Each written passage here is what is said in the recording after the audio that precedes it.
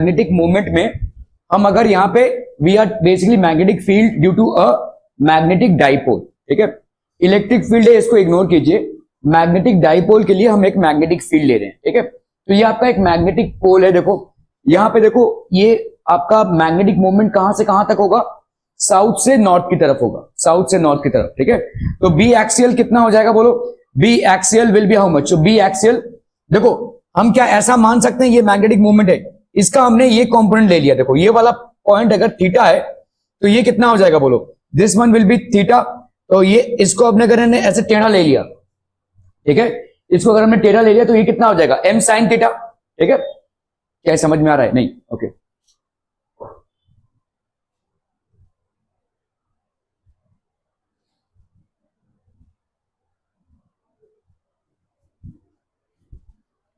Okay, तो देखो magnetic movement क्या होता है, magnetic movement is from south to north pole, ठीक है। Magnetic movement is from south to north pole, okay.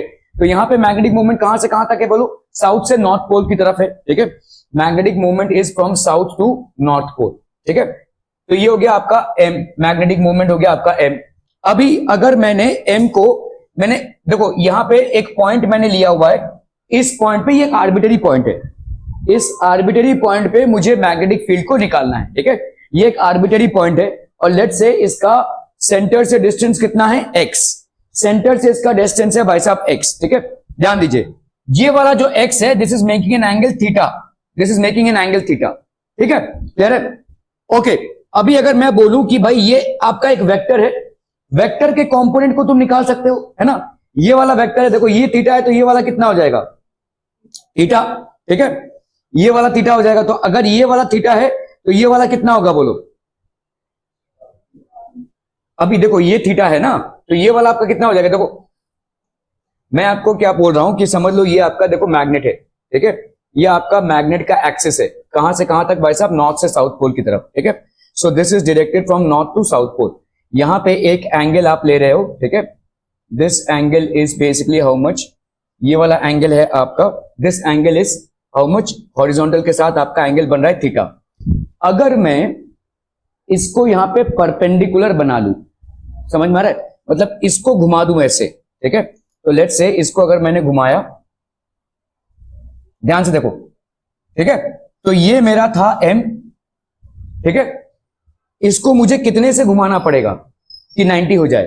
देखो ये वाला क्या हो गया 90, तो ये वाला कितना हो जाएगा 90 माइनस थीटा होगा, सिंपल है ना। ये अगर 90 माइनस थीटा है भाई साहब, ये आपका है थीटा, तो ये वाला कितना होगा बोलो, 90 माइनस थीटा, है कि नहीं, ठीक है। अगर मेरा मैग्नेटिक मूवमेंट इधर से इधर m है, तो इसका कंपोनेंट ये क्या हो जाएगा बताओ। अरे भाई साहब देखो देखो समझो, ये मैग्नेटिक मूवमेंट है मेरा, इसको मैं ऐसे घुमा रहा हूं, कितने एंगल से घुमा रहा हूं, 90 माइनस थीटा थे। देखो ना, देखो अगर कोई आपका समझ लो एक वेक्टर है a, ठीक है, एक वेक्टर है a, इसको भाई साहब आप थीटा एंगल से घुमा रहे हैं, ठीक है। ये वेक्टर है a, ये आप थीटा एंगल से घुमा रहे हैं, तो ये इसका कंपोनेंट क्या हो जाएगा, a cos थीटा, है कि नहीं। अगर कोई वेक्टर है a, उसको अगर आप थीटा एंगल से घुमा रहे हैं तो a cos थीटा हो जाएगा। यहां पे क्या होगा, देखो इस मैग्नेटिक मूवमेंट को हम ऐसे घुमा रहे हैं, लेट्स से हम इसका ये वाला कंपोनेंट ले रहे हैं, कैसे भी किसी वेक्टर को घुमा सकते हो तुम, ठीक है। तो ये वाला थीटा है, तुमने इसके जस्ट परपेंडिकुलर ले लिया है, इस वाले एक्सिस के परपेंडिकुलर, तो ऑब्वियसली ये वाला थीटा होगा, ये वाला कितना हो जाएगा 90, तो ये वाला एंगल कितना हो जाएगा 90 माइनस थीटा। ये दोनों हो गए वर्टिकली ऑपोजिट एंगल्स। अगर ये 90 माइनस थीटा है तो ये कितना हो जाएगा 90 माइनस थीटा, ओके। अगर ये 90 माइनस थीटा है बच्चा बॉडी, तो इसका वैल्यू कितना आएगा बोलो। देखो ये m है इस तरफ, तो ये कितना हो जाएगा बोलो, देखो a है तो ये थीटा है बीच में, तो इसका कंपोनेंट क्या हो जाएगा a cos थीटा। ये m है, इसको यह घुमाया हमने, तो ये कितना हो जाएगा m, नहीं m क्या cos, ठीक है। So this will be m cos 90 minus theta. समझ में आ रहा है भाई साहब, ये जैसे ये a का a cos थीटा बनता है, वैसे ये मैग्नेटिक मूवमेंट है, इसका भाई साहब कितना बन जाएगा m cos 90 माइनस थीटा। और cos 90 माइनस थीटा कितना होता है बच्चा बाड़ी, cos 90 माइनस थीटा हमको मालूम है ये होता है sin थीटा, तो इसका मतलब ये वाला वेक्टर कितना हो गया m sin थीटा। समझ में आ रहा है भाई साहब, ये this is m sin theta. तो भाई साहब इसका अगर मैं परपेंडिकुलर कंपोनेंट ले लूं, मतलब ये वाला देखो, अभी अगर समझ लो मैं इसी को एक्सटेंड कर रहा हूं इधर, ठीक है, तो ये हो गया m cos थीटा। हमको मालूम है कि अगर हम ऐसे किसी वेक्टर को एक्सप्रेस करते हैं तो ये अगर आपका हो गया a cos थीटा, तो ये वाला कितना हो जाएगा बोलो, a sin थीटा। समझ में आ रहा है? तो अगर ये हो गया तुम्हारा m sin थीटा, तो ऑब्वियसली ये वाला कितना हो जाएगा, m cos थीटा हो जाएगा। भाई एक परपेंडिकुलर कंपोनेंट होता है आपका cos थीटा, दूसरा परपेंडिकुलर कंपोनेंट होता है आपका sin थीटा। तो भाई साहब ये वाला, अगर ये वाला m है और इसको हमने इसमें रिजोल्व किया तो m sin थीटा आया, तो ये वाला कितना होगा, m cos थीटा। अगर आपको ऐसे करना है तो ऐसे भी कर सकते हैं। देखो ये वाला कितना आना चाहिए, m sin 90 माइनस थीटा आना चाहिए था, और sin 90 माइनस थीटा कितना होता है, sin 90 माइनस थीटा होता है आपका cos theta. Are we understanding this people? So ये हो गया आपका m cos थीटा। ये रेजोल्यूशन समझ में आ रहा है? ये था आपका magnetic movement which is directed from south to north pole. ये आपका भाई साहब मैग्नेट है, magnetic movement is directed from south to north pole. This magnetic movement has a value of m. So when this m is basically rotated by an angle of, यहां पे भाई साहब कितने एंगल से आप इसको रोटेट कर रहे हैं, ये वाला एंगल कितना हो गया आपका थीटा। आपने भाई साहब यहाँ पे इसको ना ऐसे घुमाना है कि ये वाला लाइन इस पे परपेंडिकुलर हो जाए, ठीक है, ये आपने ऐसे घुमाया तो ये वाला लाइन हो गया आपका 90। तो ऑब्वियसली बात है ये वाला हो गया थीटा, तो ये वाला कितना हो जाएगा, 90 माइनस थीटा। अगर ये 90 माइनस थीटा है तो आपका भाई साहब ये वाला वर्टिकली ऑपोजिट एंगल कितना हो जाएगा, 90 माइनस थीटा। ये अगर आपका भाई साहब m है तो ये हो गया आपका कितना, m cos 90 माइनस थीटा, और m आपका cos 90 माइनस थीटा होता है sin थीटा, तो ये हो गया आपका m sin थीटा और ये हो गया आपका m cos थीटा। क्या ये समझ में आ रहा है? देखो इसको हमने m cos थीटा और m sin थीटा क्यों लिखा है, इज दिस अंडरस्टूड? ठीक है, this is basically a point. अब आते हैं हम, देखो कल जो हमने पढ़ा था, कल हमने भाई साहब क्या पढ़ा था, हमने एक डेरिवेशन देखा था जिसमें हमने देखा कि भाई साहब कोई अगर इक्वेटोरियल पॉइंट है, ये आपका मैग्नेट है, ठीक है, लेट्स से भाई साहब ये हो गया इसका, ये हो गया इसका साउथ पोल, और लेट्स से ये हो गया, लेट्स से कल हमने जो डेरिवेशन देखा किसी को भी कोई भी मान लो, ये हो गया नॉर्थ पोल, ये हो गया साउथ पोल, ठीक है। ये था भाई साहब आपका इक्वेटर।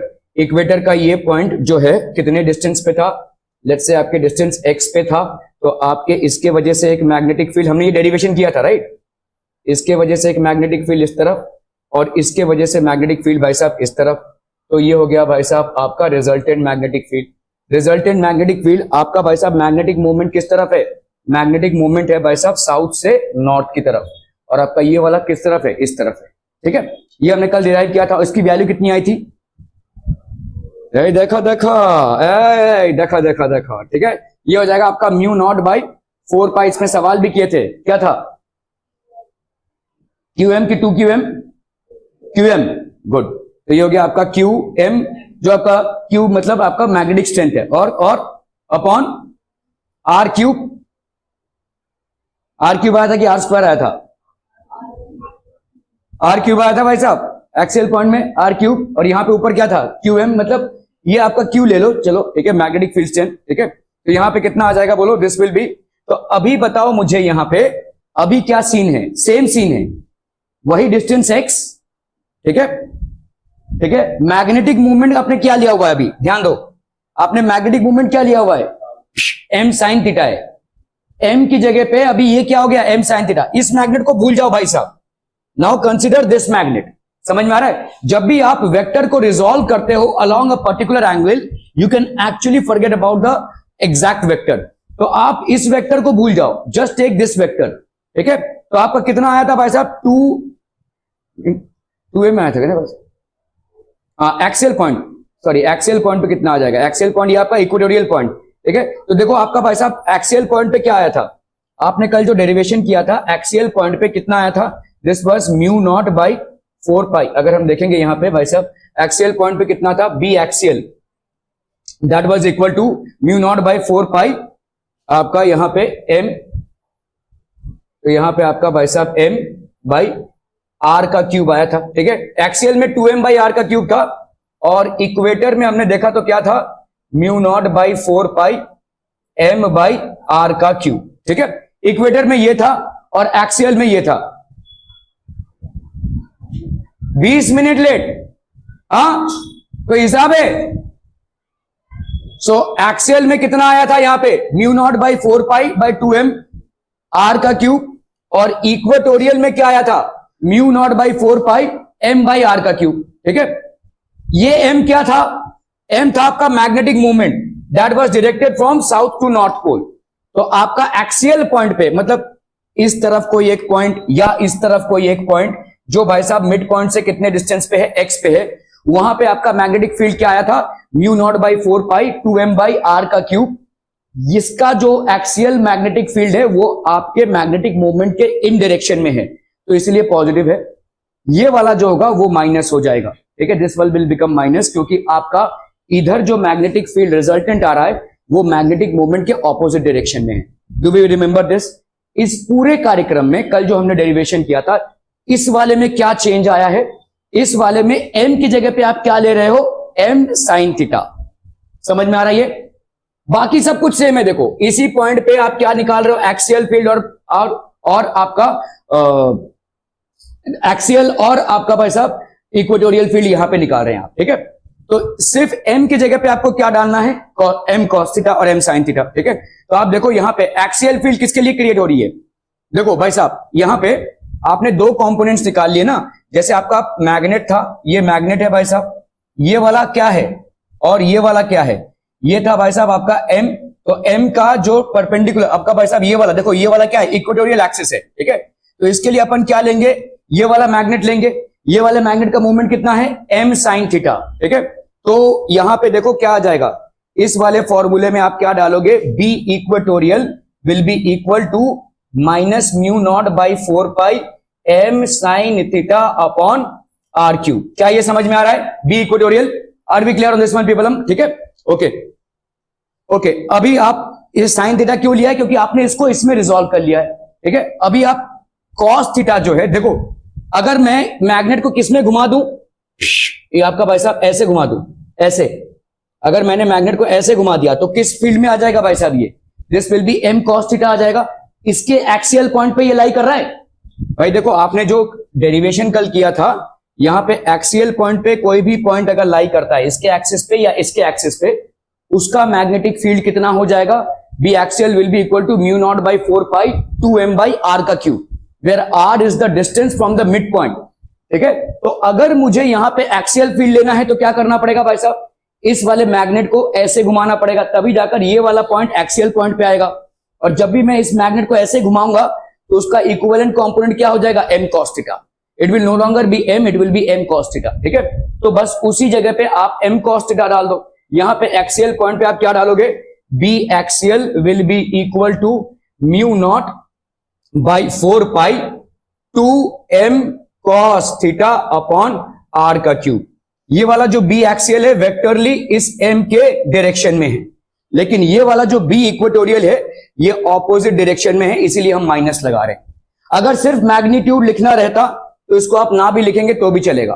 ठीक है, क्योंकि आपका b equatorial will always be opposite to the magnetic moment of the magnet. ठीक है, irrespective of wherever you place it. ठीक है, are we clear on this one people? Hmm okay okay okay.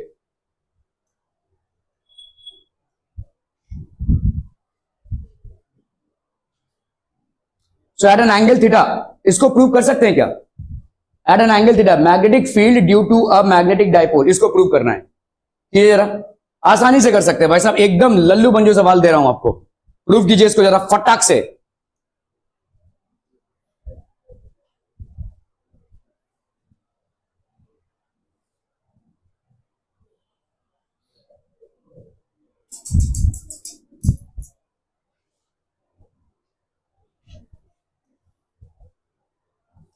एकदम लल्लू पंजू सवाल है भाई साहब।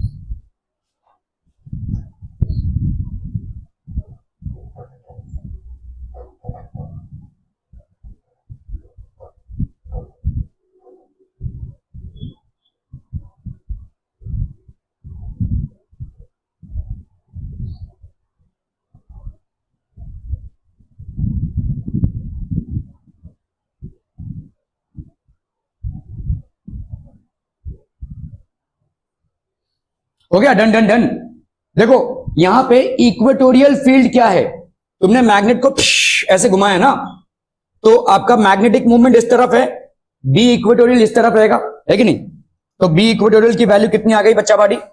B equatorial will be equal to mu naught by 4 pi m by x का क्यूब, यहाँ पे x ही लिया हुआ ना, चलिए m बाई x का क्यूब, ये माइनस में आ जाएगा।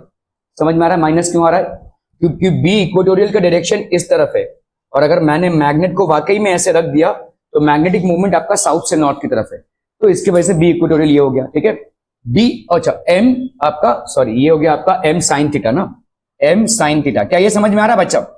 This will be m sine theta, क्योंकि आपने तब मैग्नेट को इससे लिया हुआ है। जब आप इक्वेटोरियल फील्ड पे मैग्नेटिक फील्ड को डिटरमिन करने की कोशिश कर रहे हैं तो you have tilted the magnet like this. Tilted the magnet आपने नहीं किया है, मैग्नेटिक मूवमेंट का कॉरेस्पॉन्डिंग वैल्यू निकाला है। ठीक है, अगर आपको भाई साहब एक्सियल फील्ड में चाहिए, मतलब तो एक्सियल फील्ड में चाहिए तो आप मैग्नेट को ऐसे टिल्ट करेंगे, you will basically tilt the magnet like this.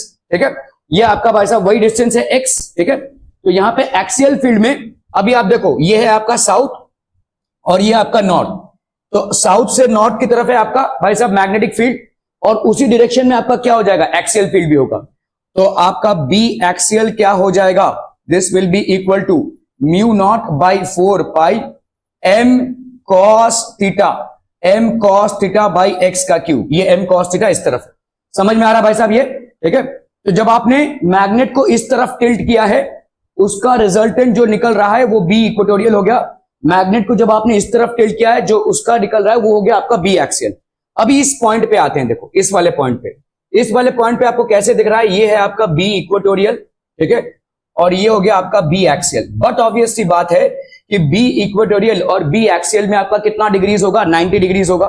ठीक है, ऑब्वियस सी बात है भाई साहब, ये 90 डिग्रीज होगा, तो इसका रिजल्टेंट का वैल्यू क्या हो जाएगा, let's say this is basically resultant B net. ठीक है, हमको मालूम है कि दो रिजल्टेंट वेक्टर्स को हम कैसे निकालते हैं। अगर समझ लो एक हो गया आपका a और ये हो गया भाई साहब आपका b। ठीक है, इन दोनों के बीच में लेट्स से एंगल थीटा, तो रिजल्टेंट की वैल्यू क्या होती है, a square plus b square plus 2ab cos of theta. ठीक है, ये होता ना।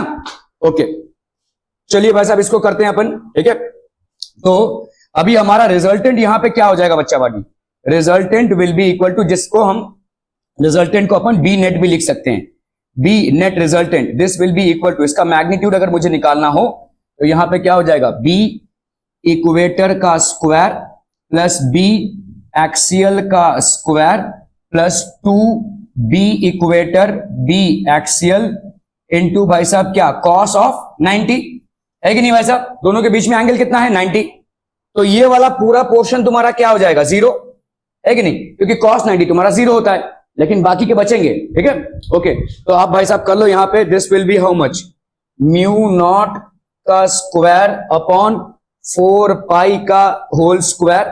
ठीक है, इनटू यहां पे कितना है बोलो, m square sine square theta upon x raise to 6 हो जाएगा, प्लस वही चीज यहां पे भी म्यू नॉट का स्क्वायर 4 पाई का square m square cos square theta upon x raise to 6। Making sense people, हम क्लियर है? ओके, अभी इसमें से अपन क्या निकाल सकते हैं कॉमन, तो this will be how much, this will be equal to, this will be equal to mu naught square 4 pi का स्क्वायर और ये हो गया x रेज टू 6, यहां हो गया m स्क्वायर। ठीक है, अंदर क्या बचेगा बोलो, sign square theta plus cos square theta, यही बच रहा है। हाँ, अरे एक जगह पे 2 लगेगा ना, B axial B equatorial B axial पे 2 लगेगा ना, ये तो हम भूले गए भाई साहब, 2 लगेगा यहाँ पे, बहुत है बुरा हो गया भाई साहब ये, तो यहाँ पे हो गया 4 है ना, सो this will B 4, I am so sorry, 4 का स्क्वायर थीटा। ठीक है, तो ये हो गया साइन स्क्वायर थीटा, ये सब तो भाई साहब दोनों में कॉमन है, देखो इतना पोर्शन तो दोनों में कॉमन है। ठीक है, तो इसको बाहर फेंक दिया भाई साहब, x रेज टू 6 लेकर साइन स्क्वायर थीटा प्लस यहां पे कितना हो जाएगा बोलो, 4 कॉस स्क्वायर थीटा। समझ में आता? ठीक है, साइन स्क्वायर थीटा को क्या ही लिख सकते हो, 1 माइनस कॉस स्क्वायर थीटा, बाकी को बाहर फेंको, सब स्क्वायर टर्म्स में है। ठीक है, तो तुम्हारा हो गया यहाँ पे म्यू नॉट m, ये हो गया भाई साहब 2, ये 4 स्क्वायर भी होगा ना, ये तो ये 4 पाई का स्क्वायर है, तो आपका बाहर क्या आएगा भाई साहब 4 पाई। ठीक है, बाहर आ जाएगा आपका 4 पाई एक्स क्यूब, है कि नहीं भाई साहब, एक्स क्यूब ये बाहर आ गया, अंदर कहां बचेगा रे, 1 माइनस कॉस स्क्वायर थीटा। यहां कहीं था कि ऊपर का था, स्मिथ ना, क्या करता है पता नहीं। 4 कॉस स्क्वायर थीटा, तो ये था आपका म्यू नॉट एम। यहां का है तो ठीक है, अगर ऊपर का है तो वायलेंस पे आना पड़ेगा हमको, ठीक है, तो इसीलिए पूछ रहा हूं आपसे। 3 कॉस स्क्वायर थीटा। क्लियर है भाई साहब, are we clear on this one? तो यही है भाई साहब, देखो यहाँ पे, ठीक है, this is basically the resultant. तो आपका कितना आ गया देखो, mu naught by 4 pi M. M मतलब आपका यहाँ पे magnitude of the magnetic movement, ठीक है, ये हो गया आपका 1 प्लस 3 कॉस स्क्वायर थीटा, ठीक है। ओके, अगर भाई साहब अभी आपको यहाँ पे एंगल निकालना पड़े, सो लेट्स से ये वाला एंगल, ठीक है, ये जो एंगल बना रहा है बी नेट, ये एंगल कितना बना रहा है, इसके साथ अल्फा एंगल बना रहा है, ठीक है। ये अल्फा एंगल जो है तो tan थीटा प्लस 2 हो जाएगा। कैसे भाई साहब बताओ? देखो इस साउथ पोल के साथ ये बी नेट कितना बना रहा है एंगल, तो आपका भाई साहब बताइए tan थीटा बाई 2 कैसे होगा? बताओ बताओ जल्दी से बताओ, tan थीटा कितना हो जाएगा बोलो? tan थीटा, ये tan थीटा बाई 2 कैसे होगा?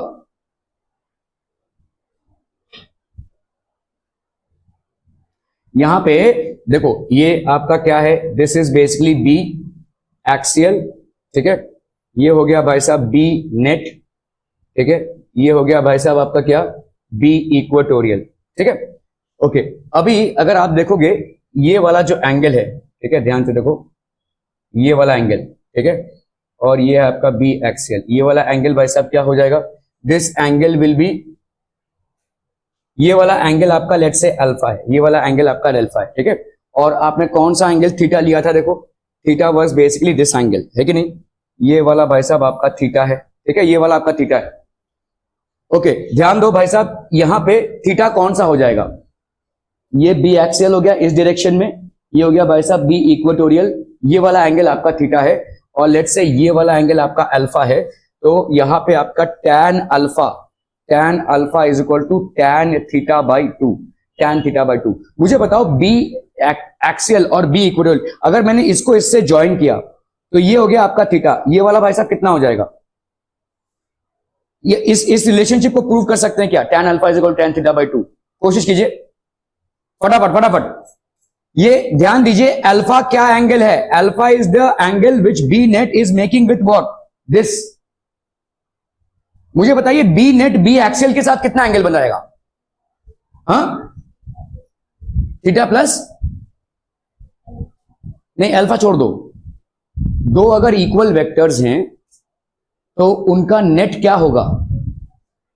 नहीं नहीं नहीं, देखो अगर मैं दो इक्वल वेक्टर्स ले रहा हूं ना, तो इनका नेट क्या हो जाएगा? देखो समझ लो इधर भी ए है और इधर भी ए है, तो ये वाला एंगल कितना होगा? 45 का हो जाएगा भाई साहब, ठीक है। तो मुझे बताओ ये बी नेट इसके साथ कितना एंगल बना रहा है? 45 का। क्या ये समझ में आ रहा है भाई साहब? इसके साथ 45 का, क्योंकि दोनों इक्वल है भाई साहब। मैग्नेटिक नहीं, मैग्नेट्यूड बस कहां इक्वल है भाई साहब? No no no no no no, there is the catch. Okay भाई साहब, ये 45 नहीं बनेगा, ठीक है, दिस विल नॉट बी 45। तो बी नेट भाई साहब इसके साथ कितना एंगल बनाएगा बताओ? बी एक्सियल और बी इक्वेटोरियल में कितना एंगल है? 90 डिग्री का एंगल है, ठीक है। मुझे बताओ बी एक्सियल और तो बी नेट इसके साथ कितना एंगल बनाएगा? अरे भाई साहब आपने ये पढ़ा है कि नहीं? tan theta is equal to how much? अगर हमारा यहाँ पे a है और ये b है, ठीक है, तो इसको अगर हमने कैलकुलेट किया, यहाँ पे कितना हो जाएगा? This will be basically let's say theta, और ये एंगल तुम्हारा है अल्फा, तो tan अल्फा ये कितना हो जाएगा भाई साहब? दिस इज b, है ना, ये b है, तो अगर ये थीटा है तो ये भी थीटा होगा, तो ये हो जाएगा आपका b cos थीटा और ये हो जाएगा आपका b sin थीटा। तो tan अल्फा की वैल्यू कितनी होती है भाई साहब? बोलो ना बोलो, b sin theta upon a plus b cos theta, ये होता है भाई साहब, है ना। तो यहां पे भी कितना हो जाएगा बोलो? This will B b sin theta, मतलब b sin थीटा क्या है यहाँ पे? ये वाला देखो, ये और ये, ठीक है, तो b आपका क्या, b यहाँ पे क्या है बोलो? b इक्वेटोरियल ना, b इक्वेटोरियल की वैल्यू कितनी है? Mu naught by m 4 pi x cube, ठीक है, ये इक्वेटोरियल हो गया। और mu naught by m sine theta है ना, mu naught by m sine theta, और एक और साइन थीटा इधर जुड़ जाएगा, ठीक है, mu naught by m sine theta, और कितना हो जाएगा भाई साहब? यहाँ पे साइन थीटा जो होगा, दोनों के बीच में एंगल है, एंगल वाला कितना हो जाएगा यहाँ पे? 90। ये थीटा और वो थीटा अलग है, ठीक है, तो this will be how much? Sine 90। ये हो गया भाई साहब क्या? ये हो गया ये वाला पार्ट, देखो बी वाला पार्ट, और साइन थीटा वाला हो गया बी वाला पार्ट, ये हो गया इक्वेटोरियल, ठीक है। और यहां पे कितना होगा बोलो, ए कितना है आपका म्यू नॉट एम टू है ना, two cos theta upon 4 pi X cube, और यहां पे कितना हो जाएगा कॉस प्लस, देखो इसको पूरा लिखने की भी जरूरत नहीं है, कॉस 90 होगा, ये 0 हो जाएगा, बी कॉस 90 ये आपका 0 हो जाएगा, ठीक है, क्लियर है। ओके ओके ओके सब भाई साहब, अरे ओ भाई साहब, ओ यहाँ पे क्या हो जाएगा, अरे क्या बोल रहा हूं समझ ही नहीं पा रहे हैं। ओके यहाँ पे हो गया म्यू नॉट एम, ये हो गया 4 पाई एक्स क्यूब, ये हो गया साइन थीटा, और यहाँ पे कितना हो गया बोलो, mu naught M 2 cos theta 4 pi X cube, ठीक है, कैंसलम कैंसलम कैंसलम कैंसलम कैंसलम कैंसलम कैंसलम कैंसलम कैंसलम, ठीक है, कितना आ गया बोलो, sine theta by cos theta, sine theta by 2 cos theta, sine theta by cos theta को क्या लिख सकते हो, टैन थीटा बाई 2। तो समझ में आ रहा है भाई साहब, यहाँ पे टैन अल्फा की वैल्यू क्या आ गई, टैन थीटा बाई 2। अगर ये किसी को नहीं समझ में आया तो प्लीज बोलिए, if this is not understood please speak up. नहीं, यस वेक्टर से किया है, चलिए देख लेते हैं भाई साहब। देखो यहाँ पे आपका समझ लो एक वेक्टर है ए और ये एक वेक्टर है बी, ठीक है, ये एक वेक्टर है ए और ये एक वेक्टर है बी, लेट्स से दोनों के बीच में एंगल है कितना, थीटा, ठीक है, मुझे इनका रिजल्टेंट निकालना है। तो अगर मैं parallelogram law of vector addition करता हूं तो मैंने भाई साहब इसका एक पैरेलल इधर ड्रॉ कर दिया और ये वाला एक पैरेलल इधर ड्रॉ कर दिया, ठीक है, parallelogram law of vector addition में, ठीक है, बन रहा है क्या पैरेललोग्राम, ठीक है, ये बन गया पैरेललोग्राम, ठीक है। सो भाई साहब तो ये parallelogram law of vector addition में, तो ये वाला भी भाई साहब कितना हो जाएगा, बी वेक्टर, और ये वाला भी भाई साहब क्या हो जाएगा, ए वेक्टर। ये वाला अगर आपका थीटा है तो ऑब्वियस सी बात है कि भाई साहब अगर मैंने यहां से एक परपेंडिकुलर डाला और इधर से एक परपेंडिकुलर डाल दिया, ठीक है, तो यहां पे भाई साहब क्या हो जाएगा, दिस विल बी 90, ये वाला भी एंगल कितना हो जाएगा, थीटा। अभी देखो यहाँ पे this upon B is equal to cos theta, तो इसको अपन क्या लिख सकते हैं, B cos theta, this upon B is equal to sine theta, तो ये वाला क्या हो जाएगा, बी साइन थीटा। क्या ये समझ में आ रहा है, देखो इस ट्राइंगल में बी का हम यहाँ पे मैग्नीट्यूड ही ले रहे हैं, तो बी कॉस थीटा और बी साइन थीटा हो गया, ये ट्राइंगल समझ में आ रहा है। देखो ये ट्राइंगल भाई साहब ऐसा है, ठीक है, यहाँ पे इसका मैग्नीट्यूड क्या है बी, ये क्या है थीटा, अगर मैं बेस अपॉन हाइपोटेन्यूज करूं तो ये क्या हो जाएगा बोलो, कॉस थीटा, तो आपका बेस का वैल्यू क्या हो गया, hypotenuse into cos theta, hypotenuse की वैल्यू क्या है, बी कॉस थीटा, ठीक है। यहाँ पे क्या है भाई साहब आपका perpendicular upon hypotenuse is equal to sine theta, तो परपेंडिकुलर की वैल्यू क्या हो गई, हाइपोटेन्यूज साइन थीटा, हाइपोटेन्यूज क्या हो गया, बी साइन थीटा। क्या ये समझ में आ रहा है भाई साहब, B cos theta and B sine theta, are B clear on this one, okay okay okay. अभी अपने को रिजल्टेंट निकालना है, ठीक है, so what will be the value of this resultant अगर हम देखेंगे भाई साहब यहाँ पे पाइथागोरस थ्योरम लगा दो, ठीक है, तो पाइथागोरस थ्योरम अगर हम लगाते हैं तो ए स्क्वायर प्लस बी, ये सब तो हमको जाना नहीं है, हमको रिजल्टेंट का फॉर्मूला मालूम है, आर क्या होता है भाई साहब, under root of A square plus B square plus 2ab cos of theta होता है। और यहां पे ये जो एंगल है अल्फा, ये क्या हो जाएगा, इस वाले ट्राइंगल को देखो, ठीक है, tan of alpha will be how much, perpendicular upon base, that is how much, B sine theta upon a plus B cos theta, ठीक है, समझ में आ रहा है ये। अभी देखो तुम्हारा यहां पे जो वेक्टर्स निकले थे उसमें क्या निकला था भाई साहब, ये वाला वेक्टर और ये वाला एक वेक्टर है, ठीक है, इनके बीच में भाई साहब एक रिजल्टेंट वेक्टर है, ठीक है, ये वाला वेक्टर है बी इक्वेटोरियल, ये वाला वेक्टर है बी एक्सियल, ठीक है, और यहां पे है बी नेट, ठीक है। ये वाला एंगल अगर अल्फा बन रहा है, दोनों के बीच में we know that the angle is 90 degree. तो अगर हम यहां पे भाई साहब रिजल्टेंट निकालने जाएंगे तो हमारा tan अल्फा की वैल्यू क्या होगी बोलो, tan अल्फा की वैल्यू हो जाएगी भाई साहब, यहां पे क्या है, tan अल्फा की वैल्यू होगी बी साइन थीटा, मतलब बी इक्वेटोरियल साइन थीटा, ठीक है। अभी साइन थीटा यहां पे मतलब कितना है बोलो, साइन 90 है कि नहीं, ठीक है, और यहां पे क्या है भाई साहब, बी इक्वेटोरियल साइन थीटा, और यहां पे क्या है बोलो, B axial plus B equatorial cos 90, समझ में आ रहा है ये।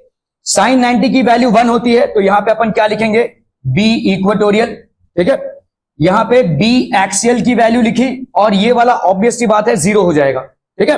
ओके, सो बी इक्वेटोरियल की वैल्यू कितनी आई है भाई साहब, म्यू नॉट बाई, बोलो ना, बोलो बोलो, mu naught by 4 pi, equatorial की वैल्यू क्या है, एम बाई एक्स का क्यूब, है ना, ठीक है, क्लियर है भाई साहब।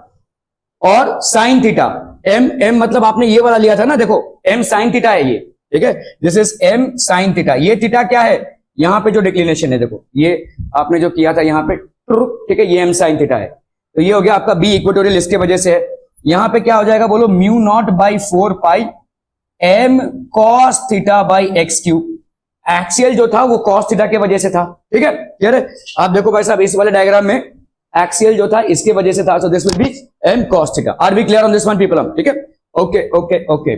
सो यहां पे हो गया आपका कैंसलम कैंसलम कैंसलम कैंसलम, ये एक्स क्यूब और ये एक्स क्यूब कैंसलम, तो यहां पे कितना आ गया बोलो, tan थीटा, ठीक है, tan थीटा। अच्छा हाँ, यहां पे क्या था भाई साहब, ये 2 था ना, ये वाला 2 था, तो tan थीटा अपॉन 2 आ गया, देखो ये 2 नीचे रह गया, sin theta by cos theta हो जाता है आपका tan थीटा। तो अपन क्या बोल सकते हैं, tan of alpha that is the angle which B net makes with B axial will be equal to tan theta by 2. Tan theta, what is theta? Theta is basically the angle between this length and the magnetic moment. Magnetic moment तो इसके बीच में angle है, ठीक है, clear है। तो यहां पे मतलब एक्चुअली अगर ये बी इक्वेटोरियल और बी एक्सियल का मैग्नीट्यूड सेम होता तो बी नेट की ये जो tan थीटा अल्फा है वो 45 आ जाता था, सिंपल आप बोल सकते थे, लेकिन यहाँ पे एक दूसरे के डबल है, ठीक है। तो आपका जो बी एक्सियल है वो बी इक्वेटोरियल के डबल है, जिसके वजह से आपको tan थीटा बाई 2 आंसर मिल रहा है, ठीक है, are we clear, okay okay okay, बहुत बढ़िया भाई साहब, बहुत है बढ़िया।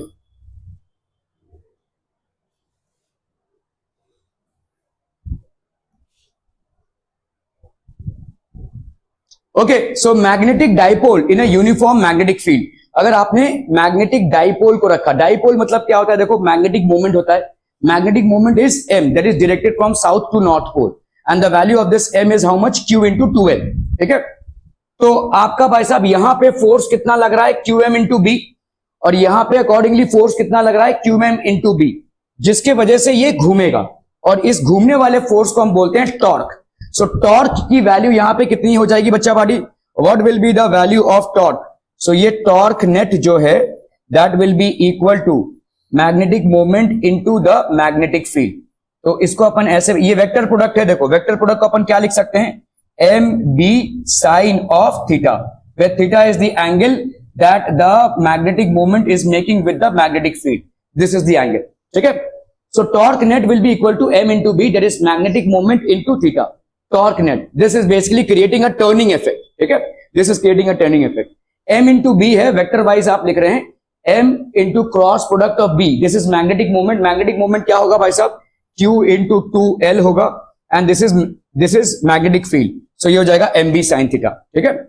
torque on a magnetic dipole in a uniform magnetic field, consider a bar magnet not of length 2l placed in a uniform magnetic field b, let qm be the pole strength of each of its pole, then let the magnetic axis of the bar magnet make an angle theta with the field। तो magnetic axis जो है bar magnet field के साथ कितना angle बना रहा है, theta, ठीक है।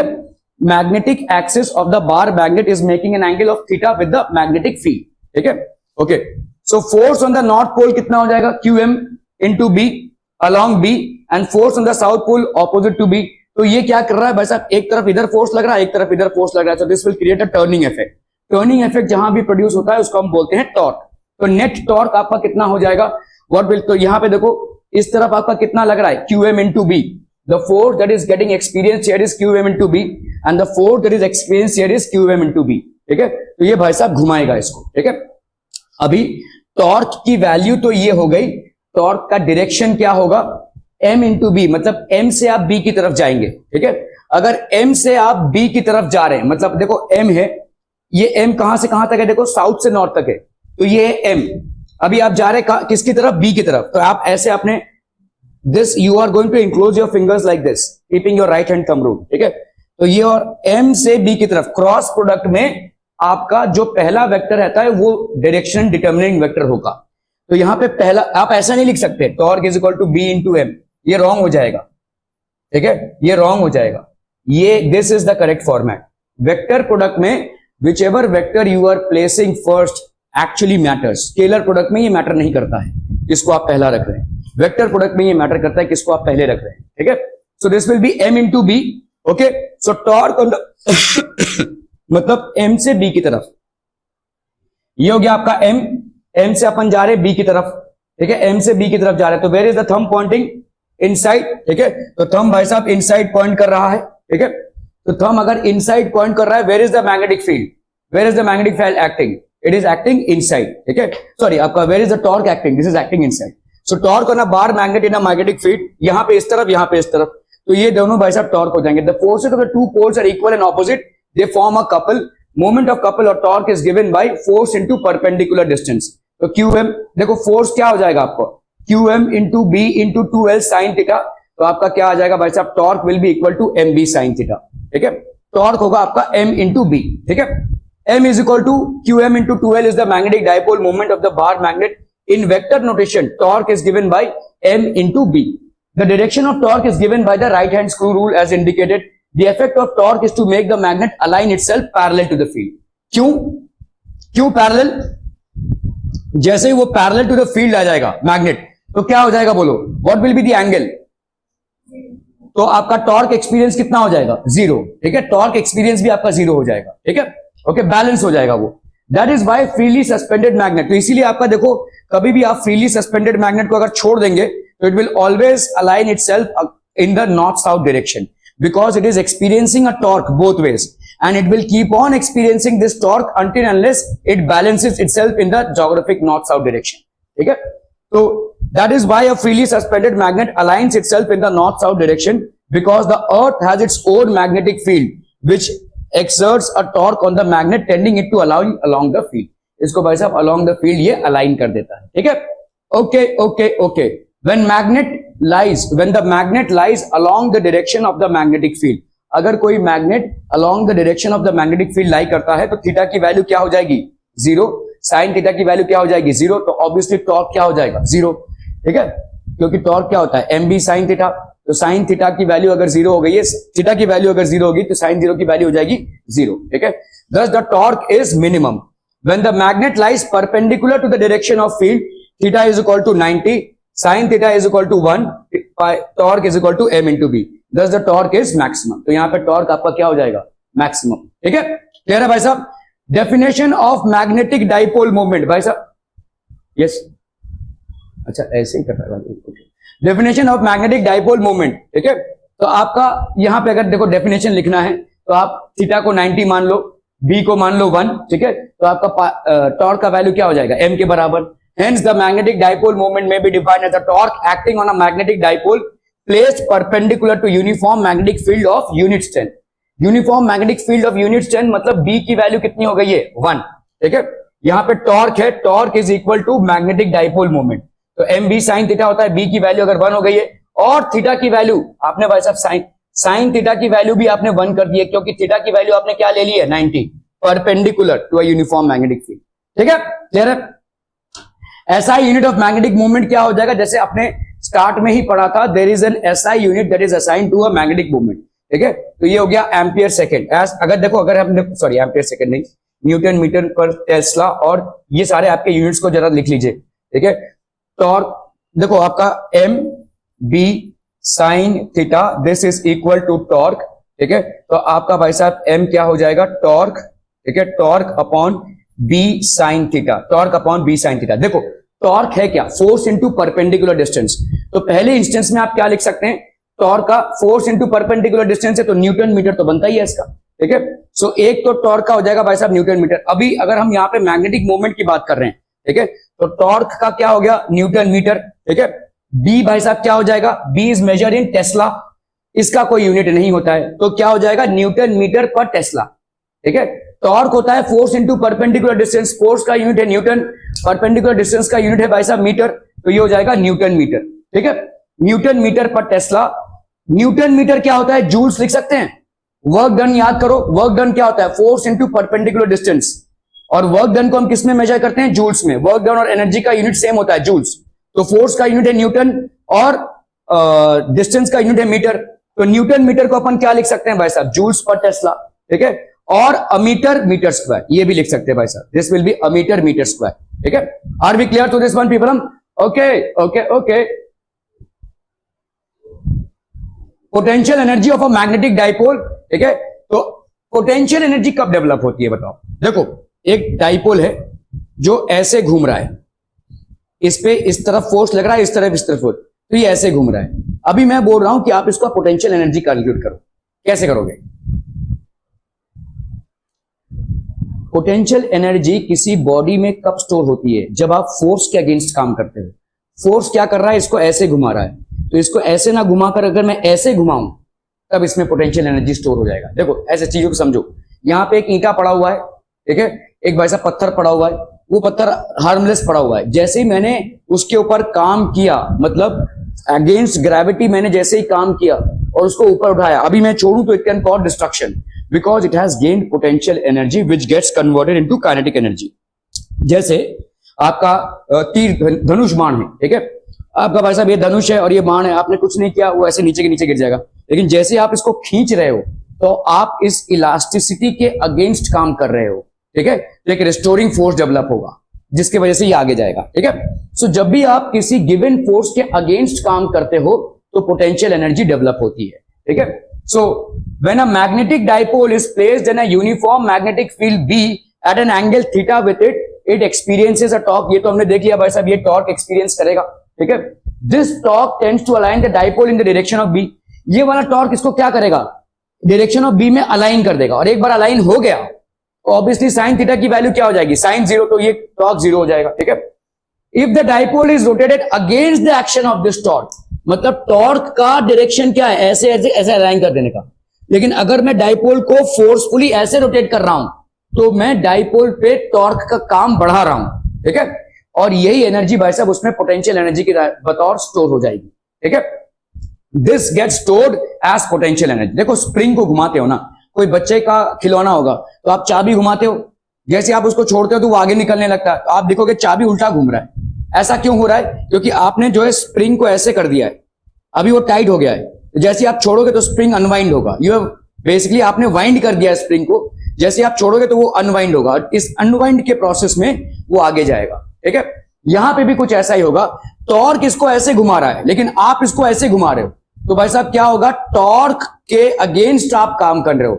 जब भी आप किसी दिए गए फोर्स के अगेंस्ट काम करते हो तो आप बॉडी में पोटेंशियल एनर्जी को स्टोर कर देते हो, ठीक है। यहां पे भी जब आप टॉर्क के अगेंस्ट इस बॉडी को घुमाओगे मैग्नेटिक फील्ड में, तो you will store energy in it and that stored energy is known as potential energy, ठीक है। So the work done in turning the dipole through a small angle D theta, ये कितना हो जाएगा, D W will be equal to torque into D theta. समझ में आ रहा है? Small amount of work done, आपने भाई साहब एक घुमा दिया इसको, लेट्स से ये भाई साहब आपने एक स्मॉल एंगल डी थीटा से इसको रोटेट किया है, डी थीटा से रोटेट किया है, तो आपका वर्क डन कितना हो जाएगा, D W is a small amount of work done, torque into D theta.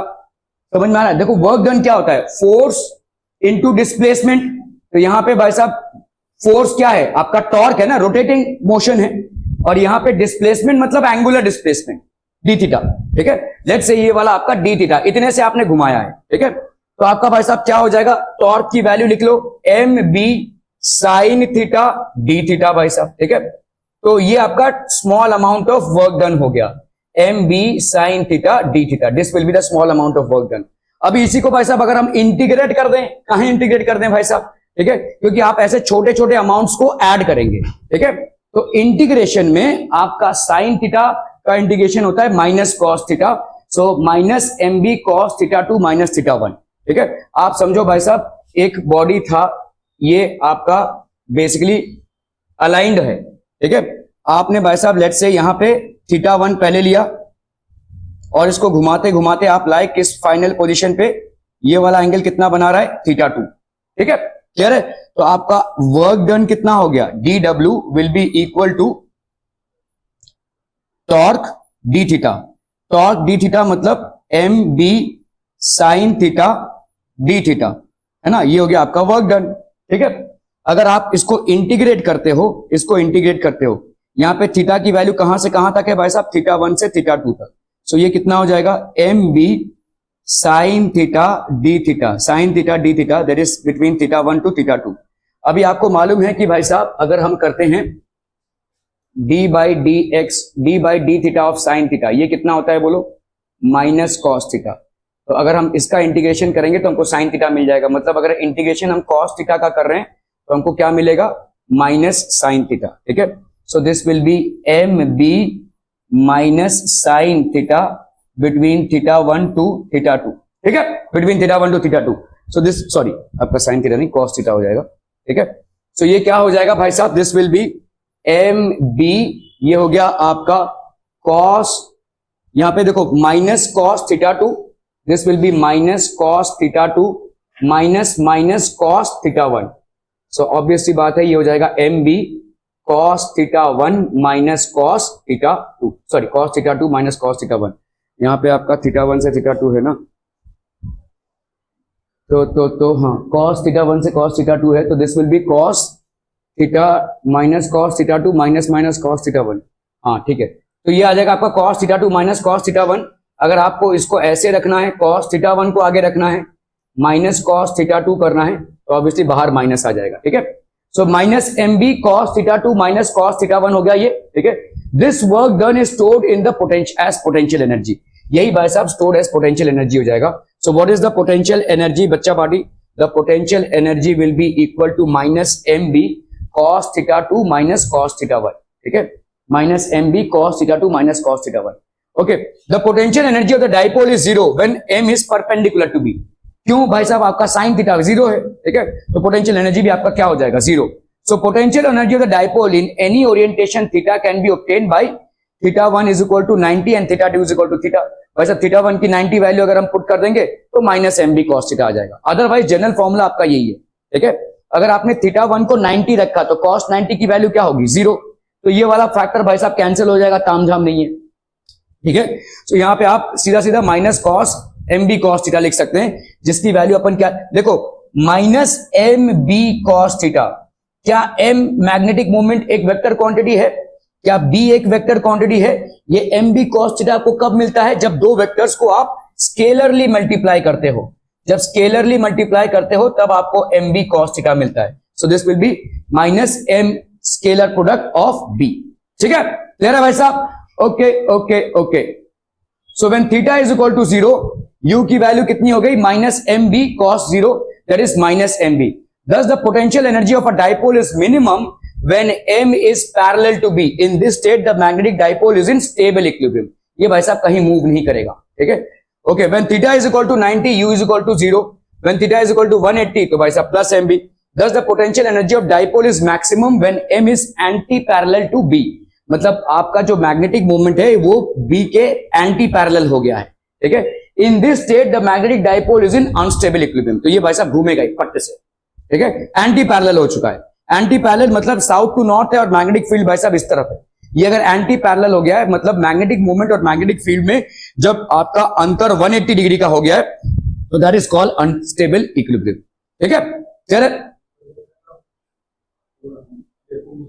Equilibrium का डेफिनेशन मतलब क्या है,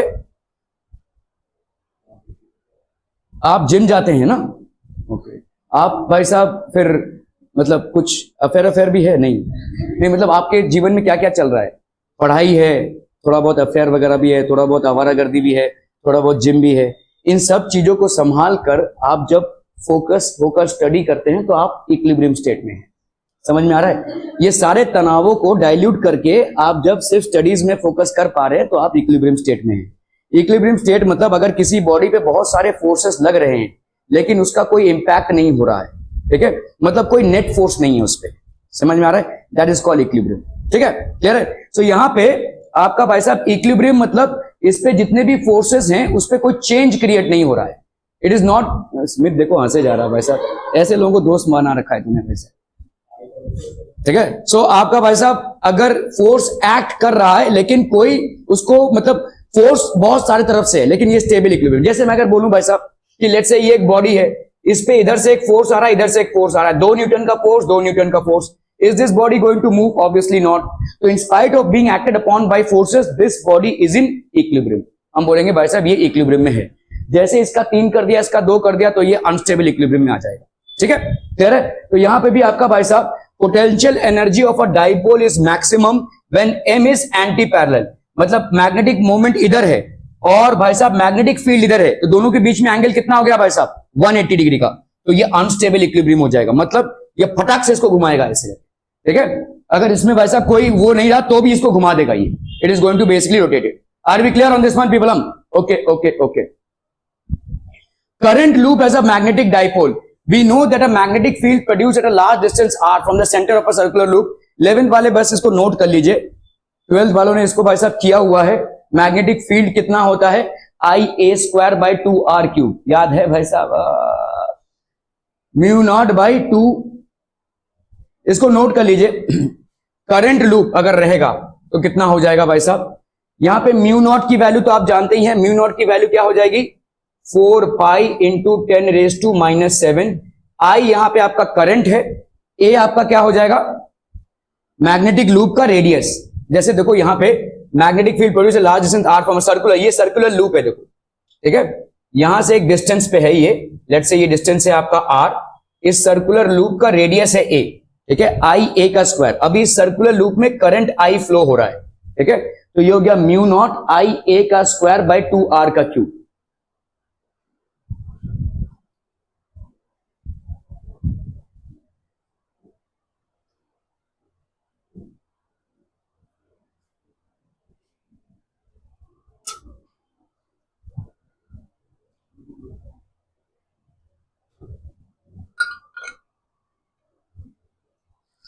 तो इस लूप में, ठीक है, इस लूप में भाई साहब आपका so circular loop along its radius is given by this, where I is the current in the loop, a pi r² is the area। on the other hand the electric field of a current dipole at an axial point, यहां पे कितना होता है भाई साहब axial point पे, ये हो जाएगा आपका मैग्नेटिक सॉरी आपका इलेक्ट्रिक डाइपोल, ठीक है। इसको लिख लीजिए भाई साहब, आपको समझ में नहीं आएगा इसका derivation.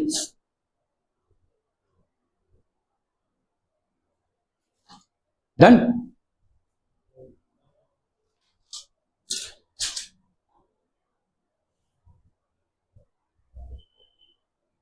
Okay, on comparing equations हम देखते हैं भाई साहब m क्या है I इंटू ए है, ठीक है, m की वैल्यू क्या है I इंटू ए, ठीक है, तो I मतलब हो गया आपका करंट और a भाई साहब आपका क्या हो गया area vector. This result is for कोई भी लूप में भाई साहब, this the magnetic dipole moment of any current loop is equal to the product of the current and its loop area, ठीक है, तो product of the current and its loop area I into A. किसी भी circular loop में अगर current flow हो रहा है तो उसका मैग्नेटिक मोमेंट का वैल्यू होगा the current that is flowing through it into the area vector. अभी एरिया वेक्टर क्या होता है, जैसे समझो ये आपका करंट फ्लो हो रहा है, ठीक है, यहां पे करंट कैसे जा रहा है ऐसे, ठीक है, करंट ऐसे जा रहा है, let's say I current is flowing और इस पूरे का एरिया है ए, ठीक है, तो आपका मैग्नेटिक मोमेंट क्या हो जाएगा आई इंटू ए को आपने एरिया वेक्टर लिया है। अभी देखो एरिया वेक्टर हो सकता है क्या, नहीं, लेंथ इंटू ब्रेथ क्या ही वेक्टर होगा, लेकिन यहां पे वेक्टर हम लेते हैं, ठीक है, क्योंकि आपका मैग्नेटिक मूवमेंट एक वेक्टर क्वांटिटी है। तो आप इसको कैसे लोगे, देखो जैसे ये करंट कैसे जा रहा है ऐसे, ठीक है, इसको ऐसे इनक्लोज करो, ठीक है, आपका थंब किस डायरेक्शन में है, इस डायरेक्शन में, ये जो डायरेक्शन होगा वो एरिया वेक्टर का डायरेक्शन हो जाएगा और वही मैग्नेटिक मूवमेंट का भी डायरेक्शन हो जाएगा। एरिया वेक्टर मतलब कैसा है, देखो ताश की गड्डी है, ताश की गड्डी लेंथ और ब्रेथ होता है ताश का, अगर ताश की गड्डी में से आप ऐसे उठाओ तो ये जो ऐसे उठा रहे हो ये हो गया एरिया वेक्टर। एरिया वेक्टर किसी एरिया पे परपेंडिकुलर हाइपोथेटिकल चीज है, एग्जिस्ट नहीं करती है, ठीक है, समझ लो भाई साहब ये एक ताश की गड्डी है, ये इसका लेंथ है, ये इसका ब्रेथ है, अगर मैं ऐसे करते हैं ना लोग ऐसे करते हैं ना, तो ये जो आप उठा रहे हैं, ये जो परपेंडिकुलरली उठा रहे हैं, इसको अपन बोलते हैं एरिया वेक्टर। इमेजिनरी है ये, ठीक है, डजंट एग्जिस्ट, ठीक है, so this is known as area vector. तो यहां पे भी भाई साहब आपका एरिया वेक्टर क्या हो जाएगा, ये एरिया वेक्टर, इसको कैसे हम वेक्टर डिफाइन करेंगे, भाई साहब ऐसे जा रहा है करंट, देखो, ठीक है, नाक भाई साहब ऐसे क्लोज हुआ और ये हो गया आपका राइट हैंड थंब रूल, तो ये थंब किस तरफ पॉइंट कर रहा है, into the plane of the paper, so area vector किस तरफ होगा, इस तरफ, तो मैग्नेटिक मूवमेंट भी आपका क्या हो जाएगा, into the plane of the paper हो जाएगा।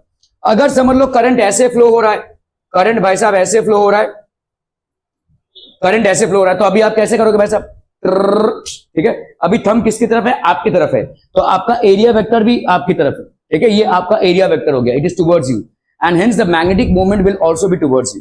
Are we clear on this one people? हम बहुत बढ़िया, ठीक है, तो आपका देखो यहां पे राइट हैंड थंब रूल, तो वही है राइट हैंड थंब रूल, मतलब जो आपका डायरेक्शन है, जैसे ये देखो आपका करंट जा रहा है ऐसे, तो आपका डायरेक्शन ऑफ थंब क्या है, ऊपर की तरफ, ये हो गया आपका एरिया वेक्टर। ठीक है, अगर करंट ऐसे जा रहा होता, मतलब इस तरफ, अगर करंट भाई साहब ऐसे जा रहा होता तो कुछ नहीं करना, ऐसे करना है, तो एरिया वेक्टर किस तरफ दिखेगा आपको, इस तरफ, और इस तरफ मैग्नेटिक मूवमेंट हो जाएगा।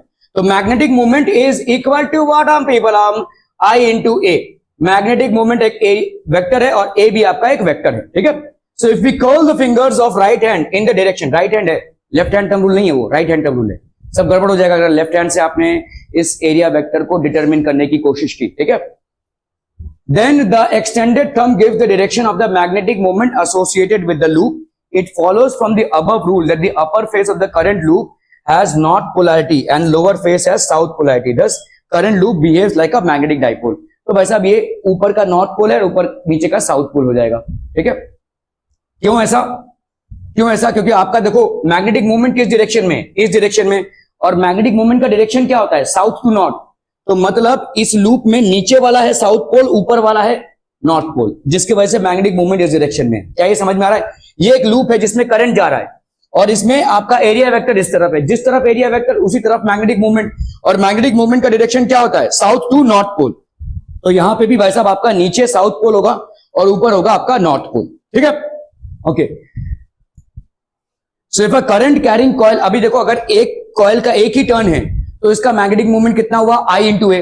अगर इसके एन टर्न्स हो जाएंगे तो क्या हो जाएगा, एन इंटू आई इंटू ए। ठीक है, जितने आपके टर्न्स होंगे उतना आई ए से मल्टीप्लाई होता रहेगा। सो फिर current carrying coil consist of N turns, then M will be equal to N into I into A. The factor N I is called ampere turns of current loop. Magnetic dipole moment of a current loop is equal to ampere turns into loop area. Ampere turns कुछ नहीं है, N आई है। ठीक है, into loop area. ठीक है, clearly dimensions अगर आप देखोगे भाई साहब, एन का तो कोई डायमेंशन होगा नहीं, नंबर ऑफ टर्न्स। आई का डायमेंशन क्या हो जाएगा, एम्पियर में आ जाएगा। ठीक है, और भाई साहब ए का एल का स्क्वायर, बस हो गया भाई साहब आपका डायमेंशन। ठीक है, this would be the dimension. SI unit of magnetic dipole moment is a metre metre square. But obviously बात है, देखो यहां पे मैग्नेटिक डाइपोल मोमेंट है ना, इसको हम किस में मेजर करेंगे, एम्पियर्स में, इसको किस में, मीटर स्क्वायर में। तो एम्पियर मीटर स्क्वायर हो गया मैग्नेटिक मोमेंट। ठीक है, so SI unit it is defined as the magnetic moment. ये तो आपका डेफिनेशन हो गया भाई साहब। ठीक है, ओके। सो आप देखो भाई साहब यहां पे इलेक्ट्रोस्टैटिक्स में आपका जो कांस्टेंट होता है वो होता है 1/ε0। आपके मैग्नेटिज्म में जो कांस्टेंट होता है वो आपका होता है permeability of free space, that is μ0। ठीक है, यहां पे हम डाइपोल मोमेंट को क्या बोलते हैं, P, that is equal to Q into 2L। यहां पे हम मैग्नेटिक मोमेंट को क्या बोलते हैं, M, that is QM into 2L। ठीक है, यहां पे आपका एक्सियल फील्ड में कितना होता है, 1/4πε0 2p/r3। वही चीज है, यहां पे भी सिर्फ 1/4πε0 इधर लग जाएगा और यहां पे μ0/4π लग जाएगा। ठीक है, 2m/r3। इक्वेटोरियल फील्ड देखिए यहां पे भी नेगेटिव होता है, यहां पे भी आपका नेगेटिव हो जाएगा। इक्वेटोरियल फील्ड में आपका जो मैग्नेटिक मोमेंट होगा वो मैग्नेटिक फील्ड के ऑपोजिट काम करेगा। ठीक है, इसीलिए आपका भाई साहब यहां पे माइनस में आ रहा है। Torque in an external field कितना है भाई साहब, P इंटू ई है, विच इज इलेक्ट्रिक फील्ड, आपका electric dipole into electric field. यहां पे भी भाई साहब क्या है, magnetic moment into magnetic field. ठीक है, एक्सटर्नल फील्ड में भाई साहब PE in an external field, ये कितना हो जाएगा भाई साहब आपका -m इंटू बी। ठीक है, -m इंटू बी हमने देखा कैसे आ रहा है। ठीक है, -m इंटू बी एक्चुअली में क्या होगा, -mb cos θ1 माइनस cos θ2। ठीक है, लेकिन हमने अगर शुरुआती तौर पे 90 रखा है तो उसको 0 मान देंगे, जिसके वजह से -m इंटू बी आ जाएगा। ठीक है, are we clear on this one people? बहुत बढ़िया ना भाई साहब। तो magnetic dipole moment of a revolving electron, देखो एक एटम है, यहां पे भाई साहब पॉजिटिव चार्ज है और इलेक्ट्रॉन भाई साहब घूम रहा है। ठीक है, अगर इलेक्ट्रॉन घूम रहा है तो करंट कितना होगा भाई साहब, charge upon time. Time frame जो होता है, समझ लो यहां से आप चले और यहां पे पहुंचे, तो ये हो जाएगा आपका टाइम पीरियड, है ना। What is the time period? तो आपका करंट क्या हो जाएगा, current will be equal to charge upon time. Current will be equal to charge upon time, charge upon time. ठीक है, तो ये हो गया आपका चार्ज अपॉन टाइम, कितना हो जाएगा बोलो, 2πr/v, है कि नहीं। कैसे, देखो एक गोला घूमने में कितना डिस्टेंस कवर हुआ है, 2πr। चलिए भाई साहब, और वेलोसिटी ये हो गया distance covered upon velocity, this will be equal to time period, है कि नहीं। Distance covered upon velocity that will be equal to time period. ठीक है,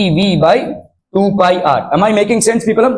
ठीक है, E we by 2 pi R. तो ये हो गया आपका करंट। क्लियर है, क्लियर है, क्लियर है भाई साहब?